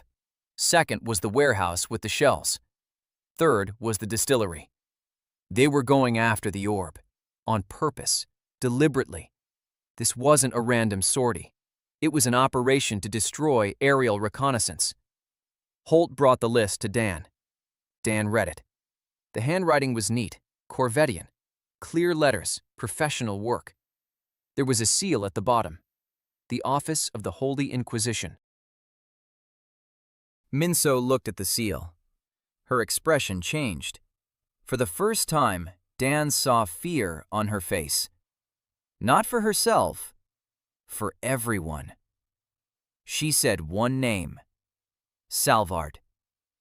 Dan asked who that was. Minso said that Inquisitor Salvard was the man the Corvettians sent when they wanted to destroy something for sure. She said she knew him, personally, from the other side. She said he was smart, patient, doesn't rush in, plans ahead. These 50 men were his first attempt. Reconnaissance by combat. He wanted to see how the city would react. Now he'd seen it. Now he knew the layout of the barricades, the garrison's reaction time, the number of crossbowmen on the south wall. He'd lost the battle, but he'd gained intelligence. Dan sat and thought. The Inquisitor. 50 of the best scouts. The seal of the Holy Inquisition. A bounty had been placed on his head. He asked Minso how much. Minso said it was as much gold as Dan himself weighed. Dan couldn't help but look at himself. 170 pounds. 170 pounds of gold. That was a lot. A whole lot. Enough for every mercenary on the continent to know his name. Minso said that from that day on, Dan wouldn't leave the workshop without her. Dan to object. He looked at her face. He didn't. That night, Dan didn't sleep. He sat at the table and sketched. Not the shell, not the burner. He was sketching a defense system for the balloon. What if he made a basket with iron plates on the sides, a shield against arrows? Heavy, but possible. What if he hung sandbags under the basket that could be jettisoned in case of danger to gain altitude quickly? What if he made a double shell, the outer one made of thick fabric, the inner one made of lightweight material? If an arrow pierces the outer layer, the inner layer will hold the air in. He sketched until dawn. Not everything was possible, not everything was necessary, but he kept thinking, because now he was being hunted, and the hunter was smarter than anyone Dan had ever met in this world. Production of the shells was now running smoothly. 3 balloons were ready. Dan had trained 1 pilot. A Corvette squadron of 50 scouts attacked the city with the aim of destroying the workshop. The attack was repelled thanks to the sphere. The seal of Inquisitor Salvard was found on the scrolls. A bounty has been placed on Dan's head. Important details. Salvard used the attack as a reconnaissance mission. Minso fears him personally. Dan began designing defenses for the sphere. Jorn was silent. He was quieter than usual, and Dan noticed it. The old man was working with his left hand. His right hand was healing. His fingers could already bend, but there was no strength in them. He couldn't hold a saddler's needle with his right hand. He couldn't pull the sinew. For a saddler, that's like a pilot losing an eye. You can still work, but not like that. Not like before. Dan saw how Jorn tested his right hand every morning. He'd pick up the needle, try to make a stitch. His hand would tremble. The needle would slip. He'd put the needle back down. He'd say nothing. One evening, when everyone had left and only the two of them remained in the workshop, Dan sat down next to Yorn. The old man was cleaning the brazier with his left hand, in silence. Dan asked why he'd let him in. Back then, on the first day, why he'd picked him up from the wall, why he'd given him flax and glue, why he hadn't kicked him out. Yorn kept cleaning. He didn't answer for a long time. Then he said that Dan had looked up at the sky. Dan didn't understand. Yorn explained. He'd found Dan unconscious by the western wall, wearing clothes he never wore. He'd brought him to his place. When Dan came to and went out into the courtyard, the first thing he did was look up. Not at the houses, not at the people, not at the wall, at the sky. And Yorn saw that, because he used to look that way himself, when he was young, when his grandfather told him a story. Dan froze. He asked, "What story?" Yorn set the brazier on the floor. He sat down. He rubbed his knee with his left hand. He said there was an old story in his family, one of those passed down from grandfather to grandson, stories that must never be shared outside the family. 200 years ago, a man lived in this town. His name was Kale Velen, a direct ancestor of Yorn's. He wasn't a saddler. He was a scholar, or something close to a scholar. He studied things that others didn't understand. He drew diagrams. He built models. He spoke of the air as if it were a road one could walk on. And one day, he built a machine. A large one, made of fabric, wood, and leather. Not a balloon, something else. Long, with a rigid frame. Kale climbed aboard it and disappeared. He never returned. Ever. The Church of the Nine Lights declared that Kale Velen had been taken up by the gods for his piety. It erased his name from the city records. It burned down his workshop. It took his blueprints. But not all of them. The family hid some. They passed them down from generation to generation. Dan listened.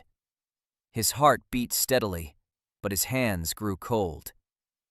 He asked where the blueprints were. Yorn looked at him for a long time. Then he said it was too soon, that Dan wasn't ready yet, that they had to win the war first. Dan wanted to argue. He didn't. Yorn had the right to decide. It was his family's secret. 200 years of silence. Dan nodded. He said he'd wait. Yorn nodded in response. They sat in silence. Outside the wall, the wind rustled the roof tiles. Dan thought about Kale Velen, about the man who had set out and never returned, about the blueprints for something with a rigid frame, long, an airship. It was an airship, or something like it. 200 years ago, someone in this world had built an airship, and the church had destroyed it. The days passed. Training continued. The co-pilot flew on a tether every day, gaining confidence. 3 balloons were ready. 2 were stored in the workshop. The 3rd was in the garrison warehouse. Minsko had instituted a duty roster. The guards didn't let their guard down for a single minute. But the tension was mounting, not from the outside, inside the city. Fulcart wrote a second denunciation. Dan found out about it by chance. Sarah told him. She'd seen a copy on Adjutant Holt's desk. The report was long. Fulcart listed the expenses: flax, oil, alcohol, iron, manpower, and time, and compared them to the results. 2 supply convoys had been intercepted. 3 patrols had been defeated. 1 sortie had been repelled. Folkart didn't deny the results. He questioned the cost. Those same resources could have been used to reinforce the walls, for additional weapons, for mounted scouts, for tried and true methods, instead of flying sacks that fall into the river and attract the inquisitors. Holt put the report back in his desk. He didn't respond, but Dan knew that reports had a way of piling up. 1 could be ignored. 2 could be put aside. 3 made you think twice. Folkart knew this too. He wasn't in a hurry. He was building up his case bit by bit. At the end of the 3rd month, something happened that changed a great deal. Minso was on night watch. She was patrolling the perimeter. The dog walked beside her. A quiet night. The moon was hidden behind the clouds. The dog stopped. Its ears pricked up. Minsu froze. Her hand rested on the hilt of her sword. A shadow darted from the wall. The dog leaped. A growl, a scream. Minsu rushed after it. A man, in dark clothes. Fast. He leaped over the fence. The dog clung to his leg. The man stabbed the dog with a knife. The dog wouldn't let go. Minsu caught up, sword out of its sheath. A strike. The man fell. A second man burst out of the darkness from the side. A knife. Minsu spun around. Too late. The blade sliced across her left ribs. She recoiled. She struck out. The second man fell. The third ran off, across the roof. The guards were already shouting. Alarm, torches, running, noise. They didn't catch the third one. He slipped away across the rooftops like a shadow. Minsu stood there, her left hand pressed against her side. Something dark between her fingers. Blood. She said it was just a scratch. Then she sat down. Then she lay down.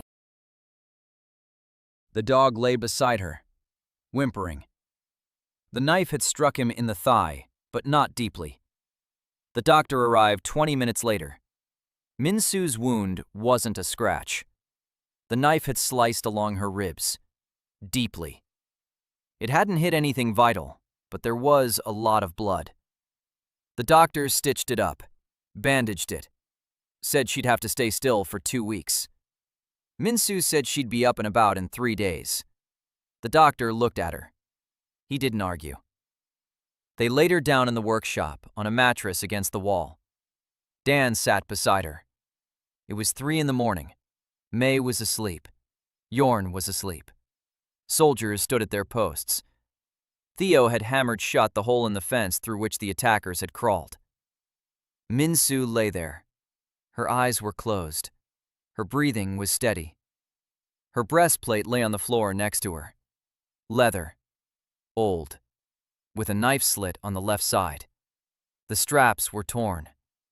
The plate was dented. Dan picked it up. He looked at it. The breastplate was worn. The straps were frayed. The plate was thin. He turned it over.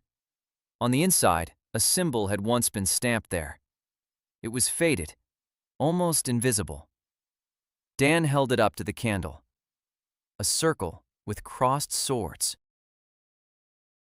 The family crest. She had erased it herself, or it had worn away with time, or both. Dan looked at the sleeping Minsu. She had left home, renounced her family, sided with the enemy, crossed it all out. She thought her crest was dead, that it no longer mattered. Dan placed the breastplate on his lap. He took Yorn's saddler's needle, a thick thread, a knee pad, and he began to work. He removed the crumpled plate. He smoothed it out with a hammer on Theo's anvil. Carefully, without rushing, every blow precise. The plate straightened out. He sewed on new straps, sturdy ones, made of good leather, with a double stitch, the same stitch he'd used to sew the sheaths. Then he turned the breastplate over. He found the faded mark. He took a thin awl, and stitch by stitch, he laid a new design over the faded one. A circle, crossed swords, the Park family crest. He worked until dawn. Then he placed the breastplate at Minsu's bedside. He lay down by the stove.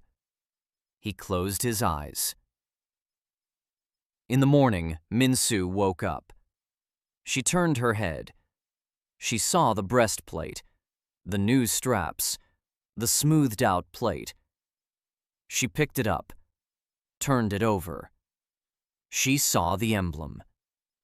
Her emblem.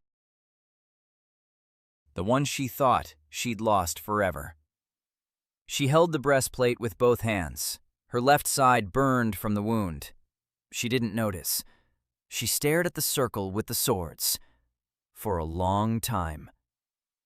Dan lay by the stove with his eyes closed. He wasn't asleep. He could hear her breathing. Her breathing became uneven. She was crying, quietly, for the first time in front of him, perhaps for the first time in many years. He didn't open his eyes. He didn't turn around. He let her have this moment. A minute later, she set the breastplate down beside her. She wiped her face with her sleeve. She lay down. Her breathing was steady. When Dan got up an hour later, she was already sitting up and drinking water. She looked at him. She didn't say thank you. She said the straps were good, sturdy. Dan nodded. That was enough. Jörn told Dan about Kale Velen, who had built a flying machine 200 years ago and then disappeared. Kale's blueprints had been preserved in Jörn's family. Fulkart wrote a second report on expenses. That night, 3 saboteurs attacked the workshop. Minsu was wounded while defending the perimeter. By morning, Dan had repaired her breastplate and restored her family crest. Important details. Kale Velen was building something resembling an airship. The church erased him from history. Jörn said he would show the blueprints when the time came. Salvard is sending saboteurs. The 4th month began with rain. It rained non-stop for a week. Dan didn't fly. A wet hull won't hold its shape. Wet flax pulls it down. The burner goes out in the rain. He sat in the workshop and worked on things that could be done on the ground.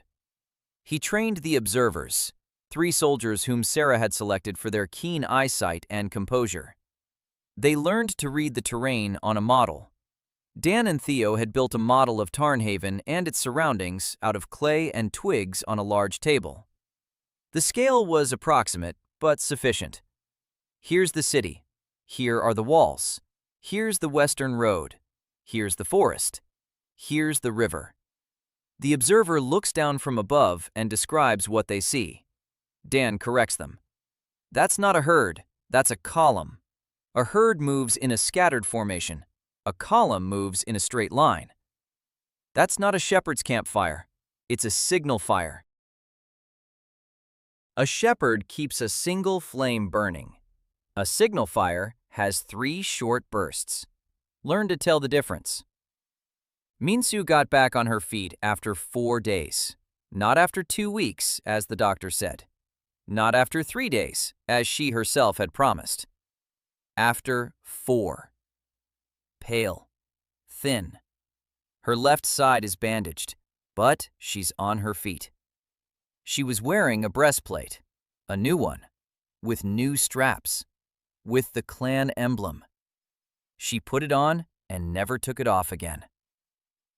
The rain stopped on Wednesday. On Thursday morning, Dan climbed up. 300 feet. Sarah was by his side. She looked west and fell silent. She didn't speak for a long time. Dan asked what she saw. Sarah handed him the binoculars. He looked. Dust hung on the western horizon. Not from a caravan, from an army. A wide gray band above the road that stretched from horizon to horizon. The Corvette troops were advancing. Not the vanguard, not a patrol. The main force. Thousands. Dan counted them. By the width of the dust band, by density, by speed. A rough estimate, 10 to 15,000, maybe more. They were heading for Tarnhaven. He lowered the flags. Red, red, red. 3 reds meant the main force. Down below, Sarah was already running with the receivers toward headquarters. Dan stayed in the air until the last drop of fuel. 28 minutes. Every minute he relayed new data down below. An infantry column, cavalry on the flank, supply trains in the rear, siege engines. He counted 4 trebuchets, large ones, on wheels. They were being pulled by oxen. This wasn't a raid. It was a siege. He landed. He ran to headquarters. Holt was standing over a map. His face was ashen. Officers surrounded him. Folkart was among them. Everyone was silent. Everything Dan had reported from the air was marked on the map with red dots. The dots formed a horseshoe shape, open to the east. The Corvette forces were encircling the city on 3 sides: west, south, north. The eastern road was still clear. For now. Holt asked how long it would take for the enemy to arrive. Dan said that at the Army's current pace, they'd be at the walls in 3 days, maybe 4 if they stopped at the ford. Holt nodded. He turned to the officers and began issuing orders. Reinforce the walls. Prepare stones. Distribute arquebuses.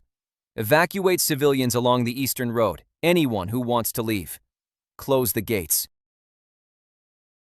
Folkart received orders to move the cavalry to the eastern road and keep it open, the only supply route, the only route of retreat. If the Corvettes cut it off, the city would be surrounded. Folkart nodded, for the first time, without a trace of discontent. War wipes away petty grievances. Dan returned to the workshop. He gathered everyone. He explained. 3 days. Then the siege. May listened in silence, her hands on her knees. Calm. Theo listened with his arms crossed. His face was stony. Sarah stood by the map and was already marking out new observation points. Minsu was checking the weapons. Yanka sat on her stool in the corner, pale, lips pressed together. Jorn sat at the workbench, his right hand on the table. His fingers slowly clenched and unclenched. He was training his hand, silently, stubbornly, every day. Dan said they needed to prepare all 3 balloons for daily sorties. Since the siege began, aerial reconnaissance had become the headquarters' main source of information. They would be Tarnhaven's eyes, its only eyes. Because once the Corvettes closed the ring, not a single sortie would be able to leave or return. Only Balloon can see through the siege.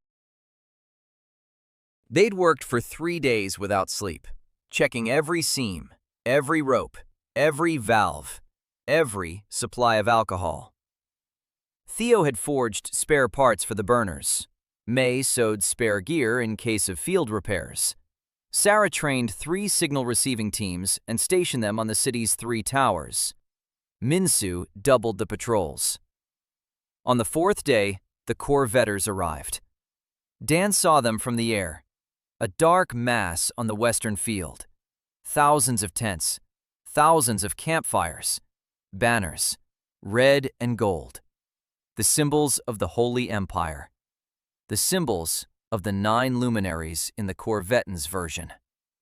An eye with rays, their version of God. They were setting up camp, methodically, in an orderly fashion, like a machine. Tents in even rows, cavalry separate, infantry separate, siege engines in the rear. 2 fields between the camp and the city, half a mile of open space. Dan counted the tents. He relayed the numbers to Sarah. Sarah estimated the number of people based on the number of tents. 5 people per tent, the standard for the Corvettian army. She said she could see about 2,000 tents, 10,000 men in the western camp alone. And that wasn't all.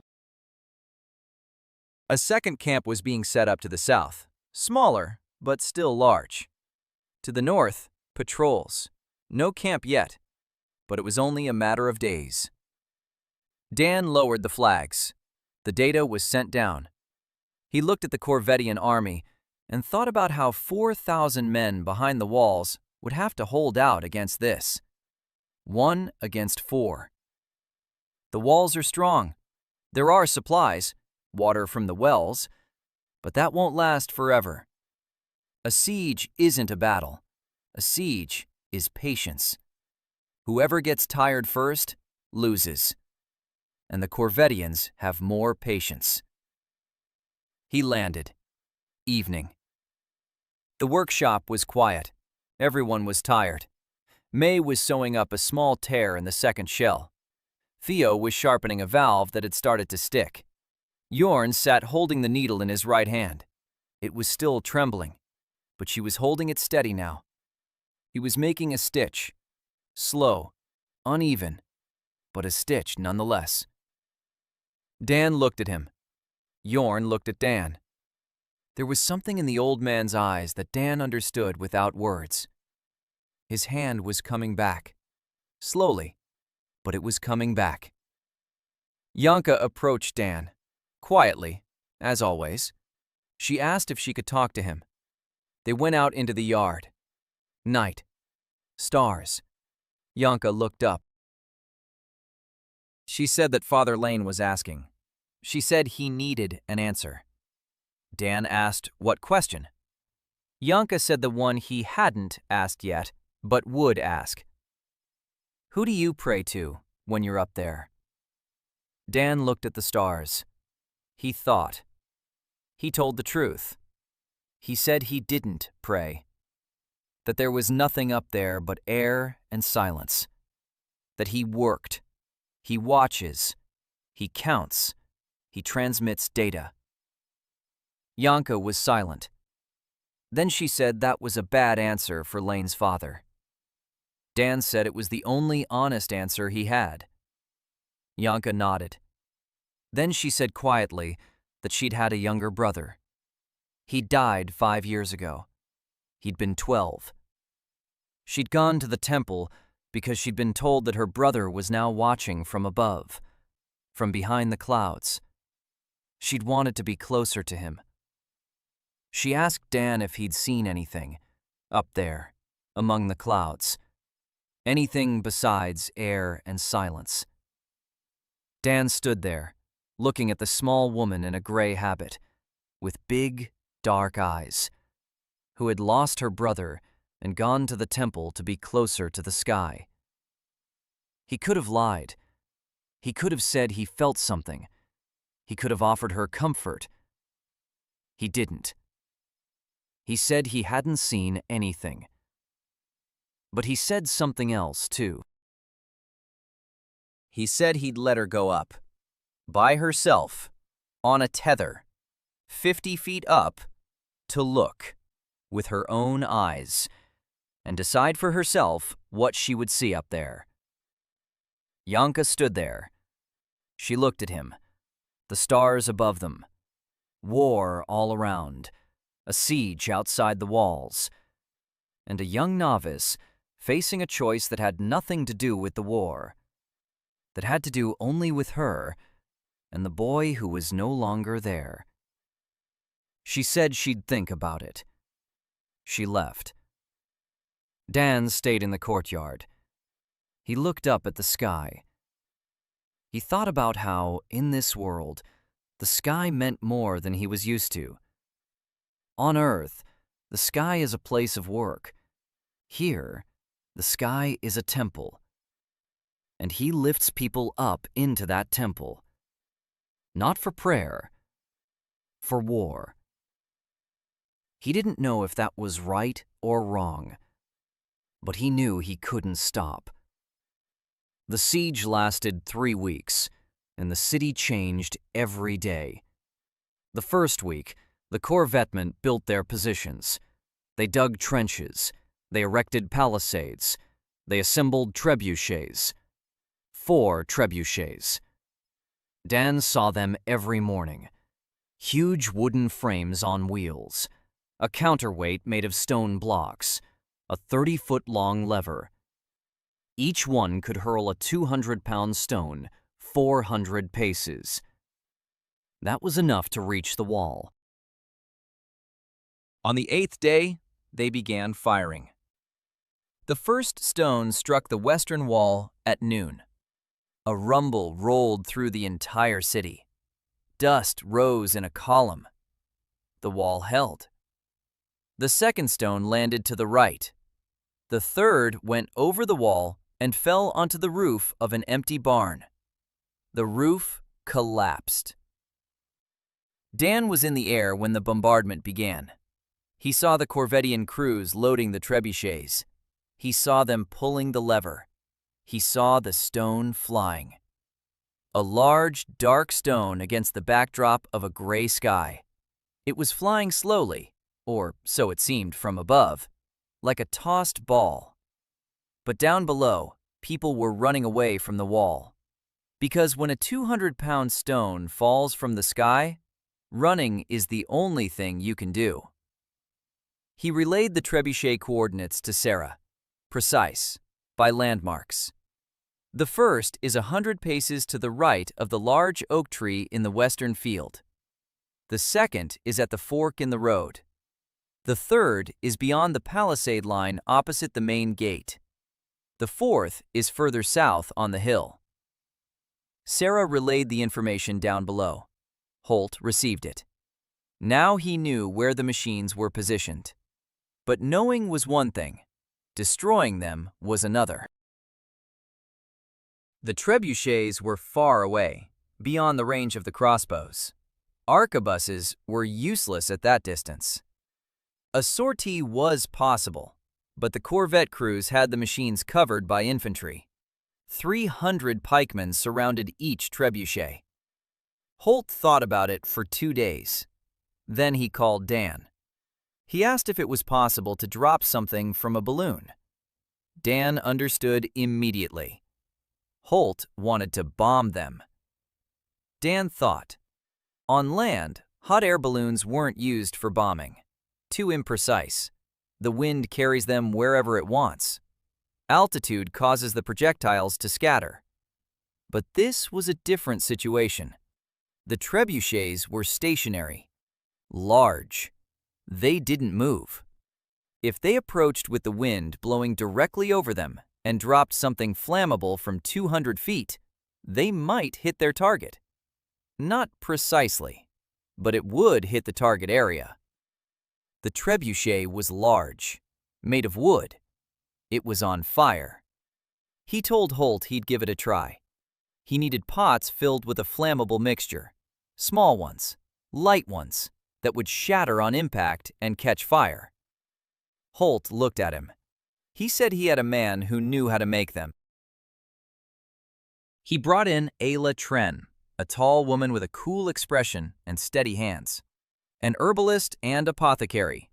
Her shop was by the south wall. She'd been supplying Dan with alcohol since the first month. But Dan didn't know she could make more than just alcohol. Ayla listened to the task. She nodded. She said she needed a day. A day later, she brought 6 clay pots the size of a fist, sealed with wax. Inside was a mixture: alcohol, resin, sulfur, and linseed oil. When struck, the pot shatters. The mixture spills out. It ignites from friction and contact with the air. It burns hot for a long time.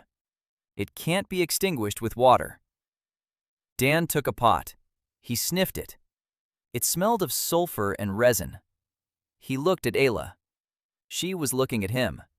No smile, no emotion, like someone doing a job they know how to do. He asked how she knew the recipe. Ayla said she'd lived in Corvette for 10 years, an officer's wife. This recipe is from Corvette. Their army uses pots like these during sieges, against wooden fortifications. Irony, their own weapon. The next morning, a westerly wind, light, blowing eastward, right over the Corvette positions. Perfect. Dan loaded the pots into the basket. 6 of them. He lined it with straw so they wouldn't clatter around when the boat rocked. He climbed up. Sarah stayed on the ground. Instead of her, the basket held the pots. And Ayla. She asked to go herself. Dan refused at first. Ayla said she knew how these pots worked. She knew from what height to throw them. She knew at what angle. She'd seen the Corvettes do it. Dan agreed. They climbed 300 feet. The wind carried them east. The western field drifted beneath them. Tents, campfires, people, tiny figures going about their business without looking up. The first trebuchet, lower and to the left, a wooden frame, a stone counterweight, a crew of 10. Spearmen standing around it. They flew over it at a height of 250 feet. Ayla picked up the first pot. She held it, took aim, threw it. The pot flew down. Dan watched. The pot hit the ground 20 paces from the trebuchet. A flash. Fire. Missed. But the Corvette men below shouted. They ran about. They looked up. They saw the ball. Ayla was already holding the second pot. Dan turned up the heat on the burner. He rose higher. 350. 400. The wind shifted them slightly. They passed over the second trebuchet. Ayla threw it. The pot flew a long way. It struck the lever. It shattered. The fires spread through the wood. The lever burst into flames. The Corvette soldiers rushed to put it out. It was useless. Ayla's mixture burned voraciously. It was hot. The wood was ablaze within a minute. 5 minutes later, all that remained of the second trebuchet was a burning frame. People were screaming below. They were firing upward, arrows and crossbow bolts. Everything fell far below the basket, 400 feet out of reach. The third pot missed. The fourth hit the palisade next to the third trebuchet. The palisade caught fire. The flames spread to the charges stacked nearby. Stones rolled down. People fled. Ayla threw the fifth pot with precision, straight at the frame of the third trebuchet. It hit the counterweight. The pot shattered. The mixture flowed over the stone. The stone didn't burn, but the wooden fastenings around the stone were burning. The frame began to collapse. They saved the sixth pot for the fourth trebuchet, but the wind shifted. It began to carry them northward, past their target. Dan closed the damper. He descended. At 150 feet, he caught the lower layer. A westerly. Weak. They were pulled toward the city. He opened the damper, leveled off, landed by the northern wall. Ayla stepped out of the basket, the sixth pot in her hand, intact. She said she'd save it for next time. 2 of the 4 trebuchets had been destroyed. The third was damaged. The fourth was intact. The shelling of the city was cut in half that same day. Holt came to see Dan that evening. For the first time ever, he shook his hand. He didn't say anything. He didn't need to. Folk art came too. He stood in the doorway. He looked at Dan, at Isla, at the pots. He said nothing. He turned around and left. He didn't write that third denunciation. After the trebuchets were destroyed, something changed in the city. Not right away, not in a single day, but Dan could feel it. People on the streets were looking up at the sky. They hadn't done that before. They used to walk by with their heads down. Now they were looking up, their eyes searching for the orb. And when they saw the tiny speck above the rooftops, something changed in their faces. Not joy, not delight, calm. The orb was there. So someone was watching. So someone could see. So the city wasn't blind. In the second week of the siege, Yanka came to Dan in the morning. She said she was ready. Dan didn't ask any questions. He knew. They had set up a tethered lift on the platform by the North Tower, early in the morning. No one was around except May at the ropes and 2 soldiers. Yanka took off her habit. Underneath, she wore a simple shirt and pants. She was small, lightweight. The basket barely sagged when she stepped inside. Dan stood nearby. He showed her what to hold on to. He showed her where to look. He said it would be quiet. He said it would be cold. He said it would be beautiful. She nodded. The soldiers let go of the rope. 10 feet. 20. 30. 40. 50. The basket swayed and came to a stop. Yanka stood there. Her hands clenched the edge. Her knuckles were white. She didn't look down. She looked around. At the city from above. At the rooftops. At the walls. At the fields beyond the walls. At the Corvette camp in the distance. At the river. At the forest. At the clouds. The clouds were low, gray, close. 50 feet away, they were still far off, but closer than from the ground. Much closer. Dan told her what he'd promised. He said, "Look, if he's looking from up there, this is what he sees. Now you know what he sees." Yanka stood there. The wind ruffled her hair. She was silent. A minute, 2, 3. Then she nodded, quietly, once. Dan gave the signal. The soldiers pulled. The basket went down. Yanka got out, put on her habit, looked at Dan, didn't say a word. Left. She was gone for 2 days. Dan didn't look for her. On the 3rd day, she came to the workshop. She sat down on her stool. She said one sentence. She said she was staying. She didn't say why. She didn't say what she had seen. She didn't say whether she had found her brother in the clouds. She just stayed. From that day on, Yanka ceased to be the temple's observer. She became part of the workshop. Father Lane sent the note asking a question. Yanka wrote a reply. Dan didn't know what was in it, but no more notes came. The siege continued.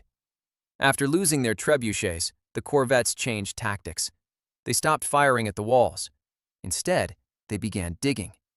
A tunnel. Dan spotted it from the air during the 3rd week. A line of fresh earth running from the corvettists' positions to the southwest corner of the wall. They were digging a tunnel under the wall to bring down the foundation. He passed the information on to Holt. Holt sent in the sappers. They began a counter-tunnel, digging toward it. 2 blind moles underground. Dan watched from above. Every morning he checked the line of excavated earth. It was growing, getting closer to the wall. He adjusted the direction of the counter-tunnel through Sarah. Further left, deeper, 2 more steps south, The sappers listened. They dug. A week later, the walls of the two tunnels met. A dull thud of pickaxe against pickaxe on the other side. A scream. A fight in the darkness. Close quarters. Brutal. Knives and fists. The counter-tunnel won. The Corvette tunnel was flooded with water from the well. The tunnel collapsed. Dan didn't take part in the fight. He was above ground. He saw the Corvette sappers running out of the tunnel on the other side of the wall. Wet, frightened, tiny figures against the brown backdrop. He counted them, passed the count to Sarah. Sarah passed it to Holt. Holt knew the tunnel was finished. Isla was working on new mixtures these days, not just incendiary ones. She had made smoke pots. Upon impact, they emitted thick, colored smoke. Red, green, white. The smoke lingered for about 5 minutes. It crept along the ground.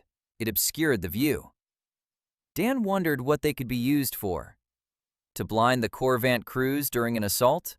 To create a false direction of attack? To conceal a sortie? There were many possibilities. Isla didn't say much. She worked, she mixed, she tested. Every evening she went to her little shop. One day, Dan stopped by to see her. The shop was small. Herbs, bottles, pots, the smell of herbs and sulfur. There was a drawing on the wall, a child's drawing. A house with a red roof, the sun, a little man. A signature in letters Dan didn't recognize, Corvettian letters. He asked who had drawn it. Isla didn't answer for a long time. Then she said it was her son. His name was Erwin. He was 5 when she fled. Now he's 15. He stayed in Corvette with his father, who doesn't beat him, but he doesn't love him either, who sent him to a monastery school when he was 8. She hasn't seen him in 10 years. She doesn't know what he looks like. She doesn't know if he's alive. Dan stood there looking at the drawing. A house with a red roof. Then he said one thing. He said that when the bombs fly over the cities of Corvette, he'll find the boy from the air. Isla looked at him. Her eyes were dry, hard. She said she didn't believe in promises. Dan said it wasn't a promise. It was a plan. Isla didn't answer. She turned away to her bottles, but Dan noticed how her hand froze for a second over the neck of the bottle. 1 second. Then she went back to work. At the end of the 4th week of the siege, Holt summoned Dan. On the table lay an intercepted letter from the Corvette, taken from a courier who'd been caught on the Eastern Road. Folkard had caught him. His cavalry had done it. The letter was addressed to the commander of the siege corps, from Inquisitor Salvard. Holt translated it. Salvard wrote that he would arrive in a week, with reinforcements, 2,000 fresh soldiers, and a plan. A plan for how to take the city. Salvard didn't describe the plan in the letter. He only mentioned it. But one phrase caught Dan's attention. Salvard wrote that they must first remove the eyes, then strike. Remove the eyes. That's about the orb. Salvard is going after the sphere, in person. Salvard arrived exactly 1 week later. Dan spotted his column from the air. 2,000 infantrymen, fresh, well-rested, in black Inquisition uniforms. They entered the Corvette camp from the south. The column stretched for half a mile. In the middle of the column rode a horseman on a gray horse, tall, in a dark cloak. Dan couldn't make out his face, but he knew it was Salvard, because behind him rode 50 horsemen in identical black uniforms without insignia. His personal detachment, the elite of the Corvettian Intelligence Corps. With Salvard's arrival, the Corvettian army had changed. The shelling had stopped completely. The raids had ceased. The patrols had withdrawn. On the second day after his arrival, the Corvettian camp froze. Silence. No movement. No smoke. The tents stood. People were inside, as if the army had fallen asleep. Dan flew for 3 days straight and saw the same thing. Nothing. A quiet camp. Quiet fields. A quiet war. This was more frightening than the Requabets. Minsot said what Salvard was thinking. He's watching, studying, looking for a weak spot, and when he finds it, he'll strike once. Without warning, without a chance to respond. She knew his methods. He doesn't lay siege, he cuts open, like a surgeon. One incision in the right place, and the fortress falls from within. Dan asked how he could strike from within if the city was sealed off. Minso said that Salvard had people on the inside. He always had, from day one. Corvettian intelligence operates through priests, through merchants, through refugees who arrived in the city before the siege. Any one of them could be an agent. Dan looked at her. He asked how to find them. Minso said she didn't know. She knew the methods, but didn't know the faces. A week of silence passed. Then another. The city let its guard down. Shelling. No assault. People began to take to the streets. The market reopened. Children played. Dan didn't let his guard down. He flew every morning, and every morning he saw the quiet camp. But on the 12th day of silence, he noticed something. Nighttime tracks. A strip of trampled grass leading from the Corvette camp to the river. A thin trail, barely noticeable, as if a single person had walked through the dew at night. He passed the information on to Sarah. Sarah passed it on to Minsu. Minsu sounded the alarm. That night, they set up an ambush by the river. They waited until dawn. No one came. The next night, too. On the third night, they caught him. A man dressed as a fisherman, with a net, with fish. Harmless. But they found a map in the lining of his jacket. A map of Tarnhaven, with marked warehouses containing the shells. With a marked workshop. With marked launch points. With Minso's patrol schedule. Everything. Every detail. Someone inside the city had gathered the information and passed it on through the fishermen. Minso interrogated the fishermen all night. He started talking by morning. He named a name. A man at the market. A grain merchant. He'd arrived in the city a month before the siege. Minso arrested the merchant. They found more maps on him. Letters in Corvettian. And a small vial. Poison. The merchant said the poison was for the well by the workshop. Salvard had ordered the water Dan's crew drank to be poisoned. If fire didn't work, water would. Dan listened to this and felt something cold tightening in his chest. Not fear. Anger. Quiet. Heavy. A man on the other side of the wall wanted to poison his people. Yorna. May. Theo. Sarah. Yanka. He wanted to kill them quietly, without a sword, without a fight, with poison in the water. Minsu looked at him. She said this was only the beginning. Salvard wouldn't stop. There would be more attempts, different methods, different agents. He would keep trying until he found a way, or until his patience ran out. And Salvard's patience never runs out. Dan sat up all night thinking, not about defense, about offense. Defense is a reaction. You wait for the blow and try to block it. That's Salvard's game. He chooses the time and place. Dan doesn't. He had to change the rules. He had to do something Salvard wouldn't expect. In the morning, he went to see Holt. He laid out his plan on the table. Holt listened. His expression didn't change. When Dan finished, Holt was silent for a minute. Then he said one word. He asked, when? Dan said in 5 days, during the morning window. He needed time to prepare. Holt nodded.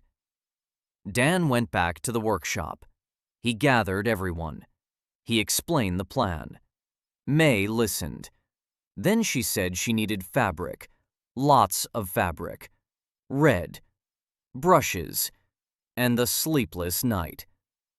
Tio said he needed iron, wire, and 3 days. Isla said she needed sulfur, all the sulfur in town. Sarah said she needed all reception commands on all towers at the same time. Minso said she needed a sortie. 300 people. At dawn. At the same time, the balloons took off. Yanka sat on her stool. She was silent. Then she walked over to Dan. She said she needed a sheet of paper, good paper, and ink. Dan asked why. Yanka said she would write a text, in Corvettian, in a handwriting that any Corvettian soldier would recognize, the handwriting of a temple scribe. A text that would tell the Corvettian army that the heavens had turned their backs on them. Dan looked at her, a little novice in a gray habit, who had climbed 50 feet and found something there that no one else would have found. He nodded. 5 days of work. The workshop never slept. May and 3 seamstresses were sewing, not a cover, a canvas, a huge one, 20 feet by 20. On it, May painted the eye of the 9 luminaries, the chief symbol of the Corvettian faith, a golden eye with 9 rays. The Corvettians paint it in their temples. They carry it on their banners. They pray to it. May painted all night. She mixed the paint from ochre, soot, and egg yolk. The lines were smooth. The rays were precise. She was the daughter of a sailmaker, and sailmakers know how to work with large canvases. By dawn, the eye looked as if it were alive, staring out from the canvas. Theo made a light wire frame. The canvas was stretched over the frame and suspended beneath the basket of the 3rd balloon. Once in the air, the eye would be visible from the ground from every direction. Ayla was preparing the smoke signals, red ones, pots filled with red smoke mixture, 10 of them. Red smoke against the gray sky would be visible for miles. Sarah was drilling the troops. 3 towers, 3 posts, constant communication. Minso was planning a sortie with Holt. 300 infantrymen, the best of the best. They would exit through the western gate at dawn. A strike on the center of the corps at the moment the balls are in the air. Yanka was writing, slowly, every letter flawless. The Corvettian temple script. The text was on 2 scrolls. One was short, a single phrase. Retreat home. The heavens have turned away from your hierarch. The second was longer. It contained references to Corvettian sacred texts, with quotations, with a seal that Yanka had copied from captured documents. A forgery. But a high-quality one. By the 5th day, everything was ready. 3 spheres, 3 crews, 3 missions. Holt walked through the workshop. He looked at everyone. At May by her canvas, at Theo by his burners, at Isla by her pots, at Sarah by her map, at Minsu in her breastplate bearing the family crest, at Yorn, who was standing by the workbench, his right hand clenching a needle. His hand didn't tremble. Holt turned to Dan.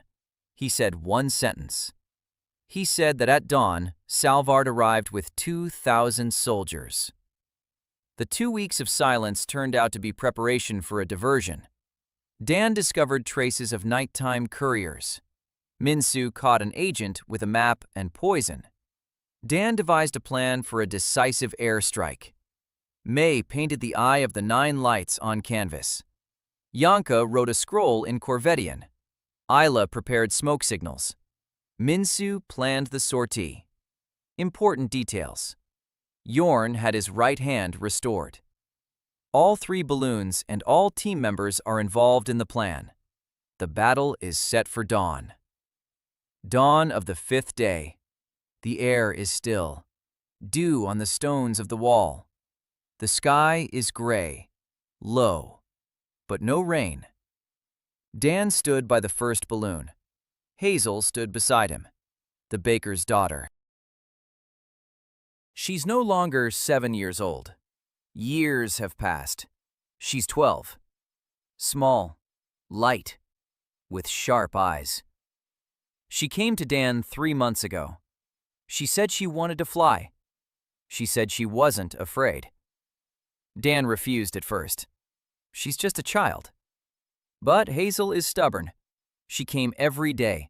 She stood by the workshop. She watched. Dan gave in after a week. He took her on a tethered flight. She didn't turn pale. She didn't tremble. She stood in the basket and looked down as if she'd been born in the air.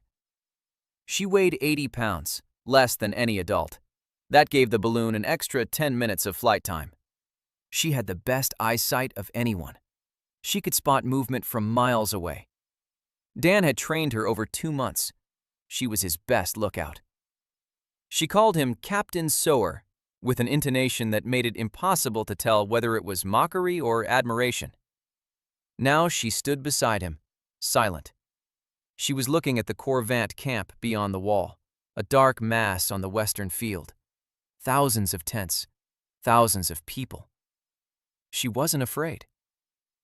Dan checked the burner, checked the damper, checked the ropes. Everything was in place. Isla was standing by the second balloon. With her was the co-pilot, the soldier Dan had trained. Reliable, calm. In the basket were 10 pots of red smoke, and 4 incendiary ones, just in case. Theo and May stood by the third balloon. A canvas hung from a wire frame beneath the basket. The Eye of the Nine Lights. A golden eye with 9 rays. Huge, 20 feet by 20. Theo was piloting. May was keeping an eye on the frame. It was her canvas, her work. She wanted to be right next to it. Dan didn't argue. 300 infantrymen were stationed at the western gate. Minsu was in the lead. He wore a breastplate bearing his family crest. His sword was drawn. Next to him was Fulcart on horseback. 30 cavalrymen followed him. Fulcart had volunteered himself. He'd come to Holt that evening and said he wanted to lead the cavalry on the sortie. Holt asked why. Fulcart said it was because that was his job. Spears and blood. He didn't apologize for the denunciations. He didn't recant his words. He simply said that his place was at the front when the battle began. Holt gave the go-ahead. Sarah stood on the main tower, a spyglass in her hands. 3 signal teams on 3 towers awaited the signals. Yorn stood by the workshop gate. His right hand gripped the handle of a bucket of water in case of fire. His hand didn't tremble. Janka stood at the foot of the tower, holding a scroll, her text tied to a stone, ready to be dropped. Den looked at everyone, at his team, at the people he had gathered over these past months. A seamstress, a blacksmith, a herbalist, a communications officer, a defector, a novice, an old shoemaker, a young observer. None of them were born soldiers. Each had come with their own pain. Each had found a place here. He gave the signal. 3 braziers flared up simultaneously. 3 shells began to fill. Slowly, like 3 beasts waking from slumber. They stretched, They rounded out. They stood up. Dan stepped into the basket of the first balloon. Hazel followed him. Isla into the second. Theo and May into the third. The ropes were released. The 3 balloons rose, simultaneously. The city froze. People on the walls watched. Soldiers in the towers watched. Residents at their windows watched. 3 droplets rose into the gray morning sky. Slowly, smoothly, silently. 100 feet. 200. 300. Dan caught the upper layer. The wind carried him eastward. Over the corvette positions, Hazel was already looking through her telescope. She was counting. Reporting, the Corvettians were waking up. They were coming out of their tents. Looking up, they saw 3 dots in the sky. Isla's balloon was heading south. At 400 feet, over the southern camp, Isla began dropping smoke pots. The first, the impact, a red cloud. The second, the third. Red smoke spread across the corvette positions, thick, bright, like blood on a gray canvas. The soldiers below were coughing, running. They didn't understand what was happening. Red smoke from the sky, a bloody rain, a sign of wrath. Theo's balloon was moving to the right, above the center of the Corvettian camp. At 300 feet, a canvas hung beneath it. The eye of the 9 luminaries. Huge, golden, visible for miles. The Corvettian soldiers raised their heads and saw the sign of their gods. Above them, not on their banners, not in their temples. Above them, in the sky, where the gods dwell. And the gods were looking down at them. Dan saw the front line freeze. The soldiers stood still, shields lowered, spears lowered. They looked up. Many fell to their knees. Red smoke crept across the ground. A golden eye gazed down from the sky. And at that moment, May dropped Yanka's scroll. The stone pulled it downward. The scroll unfurled in the air. A white strip of paper against the backdrop of red smoke. It fell into the ranks of the Corvettan guard. The soldiers picked it up. They read it. Temple script. Sacred words. Retreat home. The heavens have turned away. The western gates of Tarnheaven opened.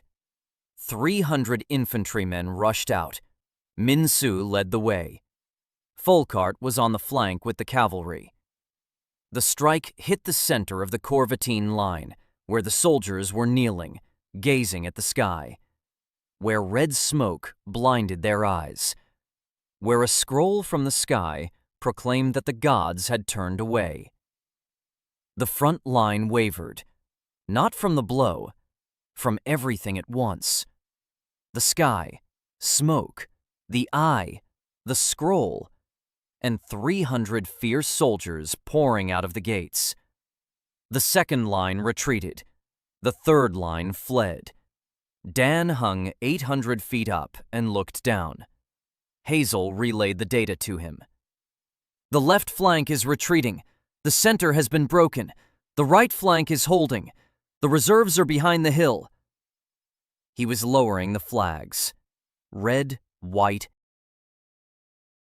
Direction. Sarah was reading them from the tower. She ran toward Holt. Holt was moving the reserves, shifting forces, pressing the right flank. The Corvettian army was crumbling. Not all of it. The right flank was holding. Salvard's inquisitors stood in formation. Black uniforms. They didn't run. They didn't fall to their knees. They looked up without fear. And Dan saw one of them, in the back ranks, tall, in a dark cloak, on a gray horse. Salvard stood and looked at the balloon, at Dan in the basket 800 feet up. He slowly drew his crossbow, raised it. He took aim. He fired. The bolt shot upward, a tiny black dot against the gray sky.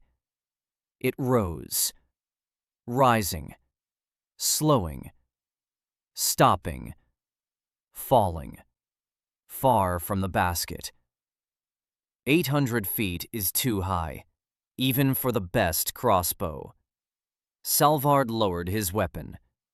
He stood and looked up. Dan looked down.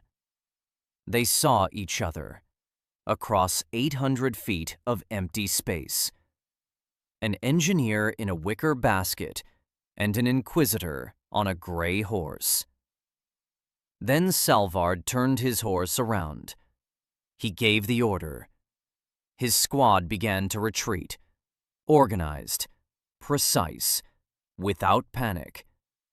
He was leading his men away, not because he had lost, because today was not his day. He'll be back. Dan knew it, but not today. By noon, the battle was over. The Corvettian army had retreated 3 miles. Half of the southern camp had been abandoned. The tents still stood. The campfires smoldered. The people were gone. The western camp was half empty. The right flank was the last to leave, with Salvard. Min Su returned to the city with blood on her sword and a smile on her face. The first one ever. Folkart returned with his cavalry. He lost 3 men. He killed 15. He rode up to the workshop. He dismounted. He looked at Dan. He didn't say anything. He nodded. Once. And rode off. Dan stood in the courtyard. 3 husks lay on the ground, deflated, wet with dew. May was already gathering up the canvas. The eye of the 9 lights, a golden eye on white fabric. The paint hadn't run. The lines held. Good work. Jorn stood by the gate, his cap in his hands, for the 3rd time in his life. Dan looked up at the sky. Gray, empty, low, just like on the first day. Only now, it was his. After the battle, the Corvettian army didn't leave. It retreated. Those are 2 different things. Leaving means it's over. Retreating means regrouping. Dan knew that. Holt knew it.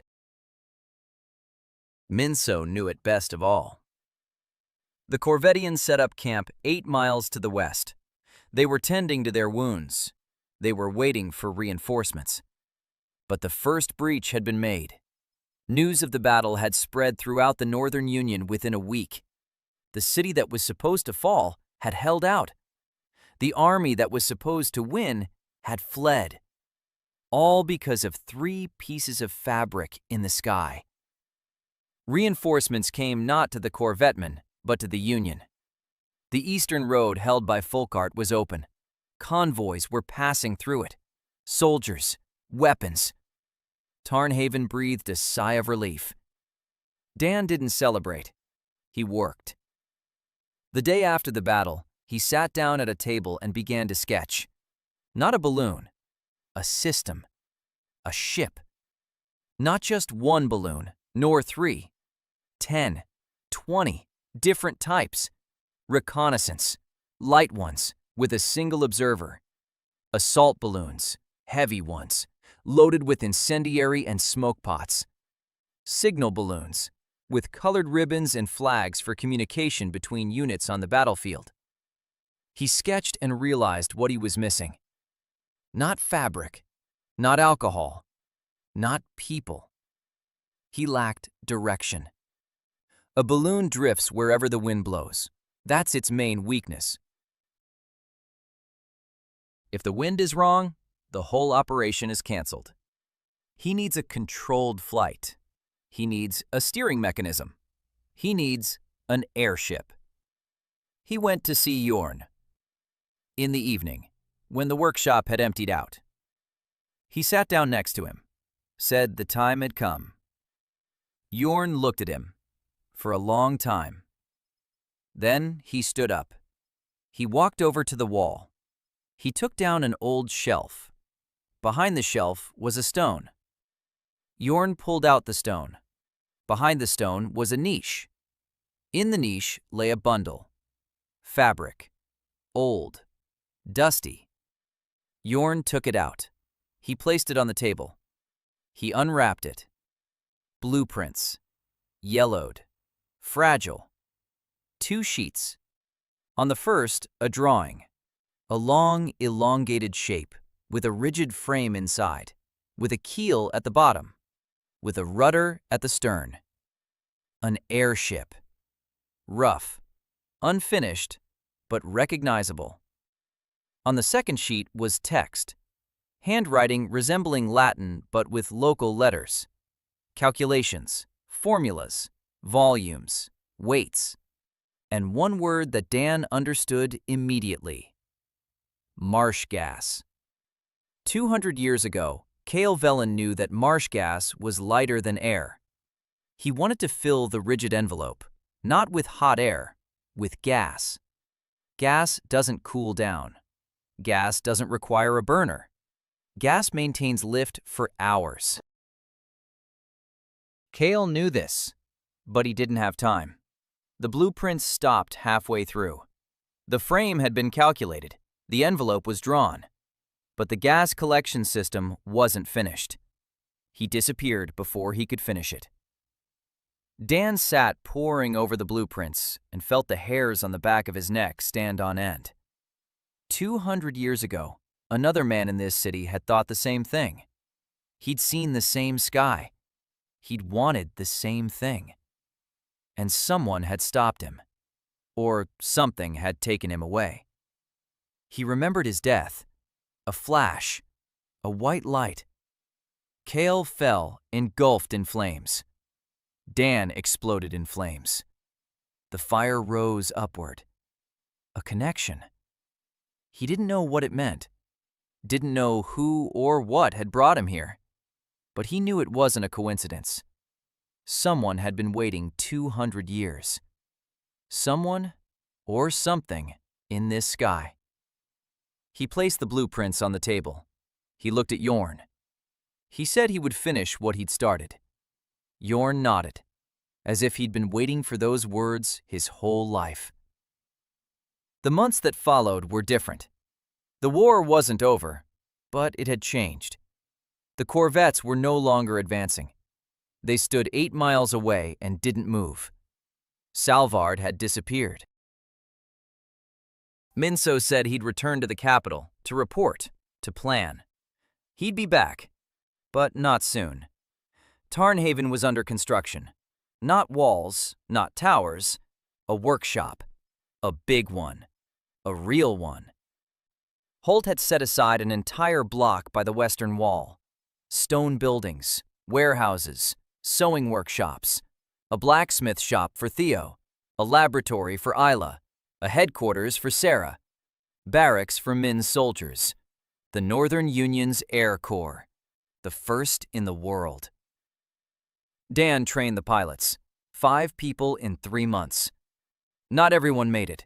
2 left, 3 remained. Hazel flew every day. She became the Corps' best observer. Small, light, fearless. Dan built a separate balloon for her, a small one, with a lightweight basket designed precisely for her weight. She named it Hummingbird. May ran the sewing workshop. 10 seamstresses, a steady stream of envelopes, each one better than the last. Lighter, stronger, with new seams that May devised herself. One night, as the 2 of them sat working on the pattern for a new envelope, May said that she had embroidered a symbol on the inner seam of the first combat envelope. Dan asked what it was. May said it was her father's symbol, a sailmaker from a seaside town. He died before finishing the mainsail. She thought she'd never sew anything that would take flight again. Dan was silent. Then he reached out and placed his hand on May's. For a second. She didn't pull away. They sat like that. Two craftspeople bent over the fabric, hand on hand. Quiet. Then they both went back to work. That was enough, for now. Sarah got a promotion. Captain, Chief of Communications for the Air Corps. Her system of flags and smoke signals became the Union standard. Every regiment on the front lines received a booklet with the signal codes. Her work. Once, Dan sent a balloon on a long-range reconnaissance flight, the first truly long-range one, 15 miles south, with the wind from above. Before sending it off, he carved a name into the basket. Conway, Sarah's brother's last name. When the balloon returned, Sarah found the inscription. She stood by the basket. She read it. Then she went to her room. Dan didn't see her until evening. When she came out, her eyes were red. She didn't say anything. She just sat down at the map and started working. Minsko commanded the Corps' security and ground operations. Tough, straightforward. Wearing a vest with the family crest, which she never took off anymore. She and Dan were still arguing. About the schedule, about security, about routes. But now these were work-related arguments, not personal ones. Once, after yet another argument, Minsu said he was the most stubborn person she'd ever met. Dan said it was a compliment. Minsu said it wasn't, but she almost smiled. Isla was working on new formulations. Smoke bombs, incendiary mixtures, signal flares, small bamboo tubes stuffed with gunpowder and red sulfur. When lit, they shoot up 50 feet and burst into flame. A nighttime signal. Dan looked at them and thought that in another world, Isla would have become a chemical engineer. Here, she was a war alchemist. He hadn't forgotten his promise. He couldn't forget. The drawing on the wall of her shop, a house with a red roof. When the balloons flew over Corvette, he would find the boy. That day was still far off, but closer than yesterday. Theo had expanded the forge. He was making burners in batches, 5 a week, all identical, reliable, each with a double damper, each bearing his mark, a small hammer on the side. He took pride in his work, in silence. Like all good blacksmiths, Yanka stayed in the workshop, not as an observer from the temple, as part of the team. She kept records, a flight log, date, time, altitude, the wind, what they saw, what they reported. In neat temple handwriting, every flight, every day. The first flight documentation in the history of Acheron. Father Lane stopped sending notes. One day he came in person. He stood by the workshop.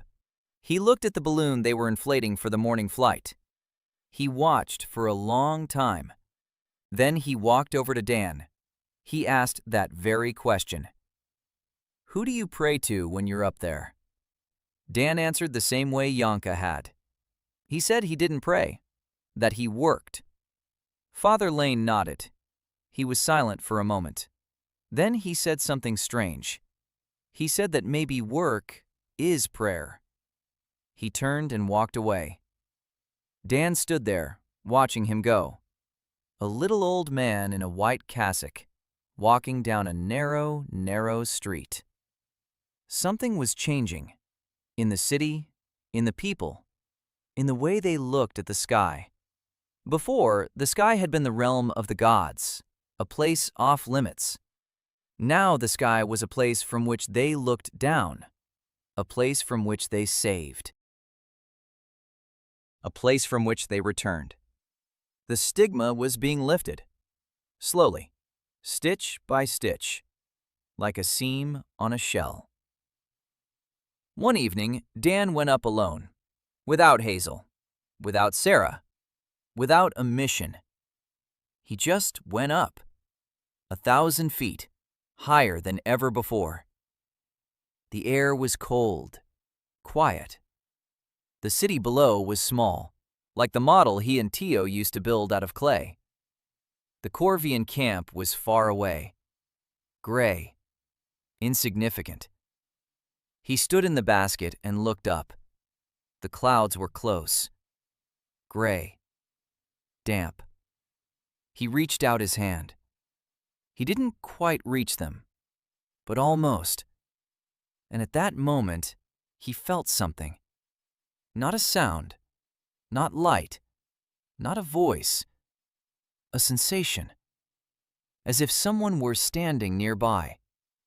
In the empty basket, in the empty sky. Someone or something looking at him. Not hostile, not friendly. With interest. The way Yearn had looked at the blueprint on the first day, with a critical eye. Dan stood there, breathing. He didn't move. The sensation lasted 10 seconds, maybe 15. Then it was gone, like a wind that had changed direction. He climbed down. He didn't tell anyone, but he began sketching an airship that very evening. With marsh gas, with a rigid frame based on Kyle Vellen's blueprints. With a rudder and a keel. With an engine that didn't exist yet, but that he would invent. Because now he knew there was something up there. Not a god, not a spirit, something else. Something that had been waiting 200 years for a man who would rise high enough and finish what had been started. Outside the workshop window, May was singing, quietly, to herself. A song her father used to sing when he sewed sails. Theo was tapping the iron with his hammer, rhythmically, steadily. Yearn was scraping the needle across the leather with his right hand, slowly, but steadily. Hazel was laughing in the courtyard. She shouted something to the guards, something cheeky. Minso barked at her, not angrily, just out of habit. Isla was silently stirring something in the cauldron behind the wall. Sarah was shuffling a map. Yonko was recording the results of the last flight in the logbook, in neat handwriting. Date, time, altitude, wind, everything as usual. Dan sat at the table and sketched. Lines flowed onto the paper. A long, elongated shape, a rigid frame, a rudder, a keel. Swamp gas. He didn't know if it would work. Didn't know if there would be enough time. Didn't know if Salvard would return tomorrow or in a year. But he knew one thing. He wasn't building an airship. He was building an airship for specific people. For Isla. To fly over Corvette and find the boy in the schoolyard. For Sarah, so the connection would work not just for miles, but for tens of miles. For May, so she could see the sea she had left behind. For Hazel, so she could rise above the clouds and look at the sun. For Minsu, so she could return home, not as a defector, but as a victor. For Yonka, so she could rise to where her brother might be living. For Yorn, so the old man could see what his ancestor 200 years ago. For everyone who stood by his side and believed that cloth and fire and work could lift a person above the earth. He sketched until midnight. Then he set down his charcoal. He stood up. He went out into the yard. Night, stars, silence. The city slept. The war slept. The sky was vast and empty. For now, empty. He looked up. He smiled. He returned to the workshop. He lay down on the straw by the stove. He closed his eyes. In the morning, he would fly again.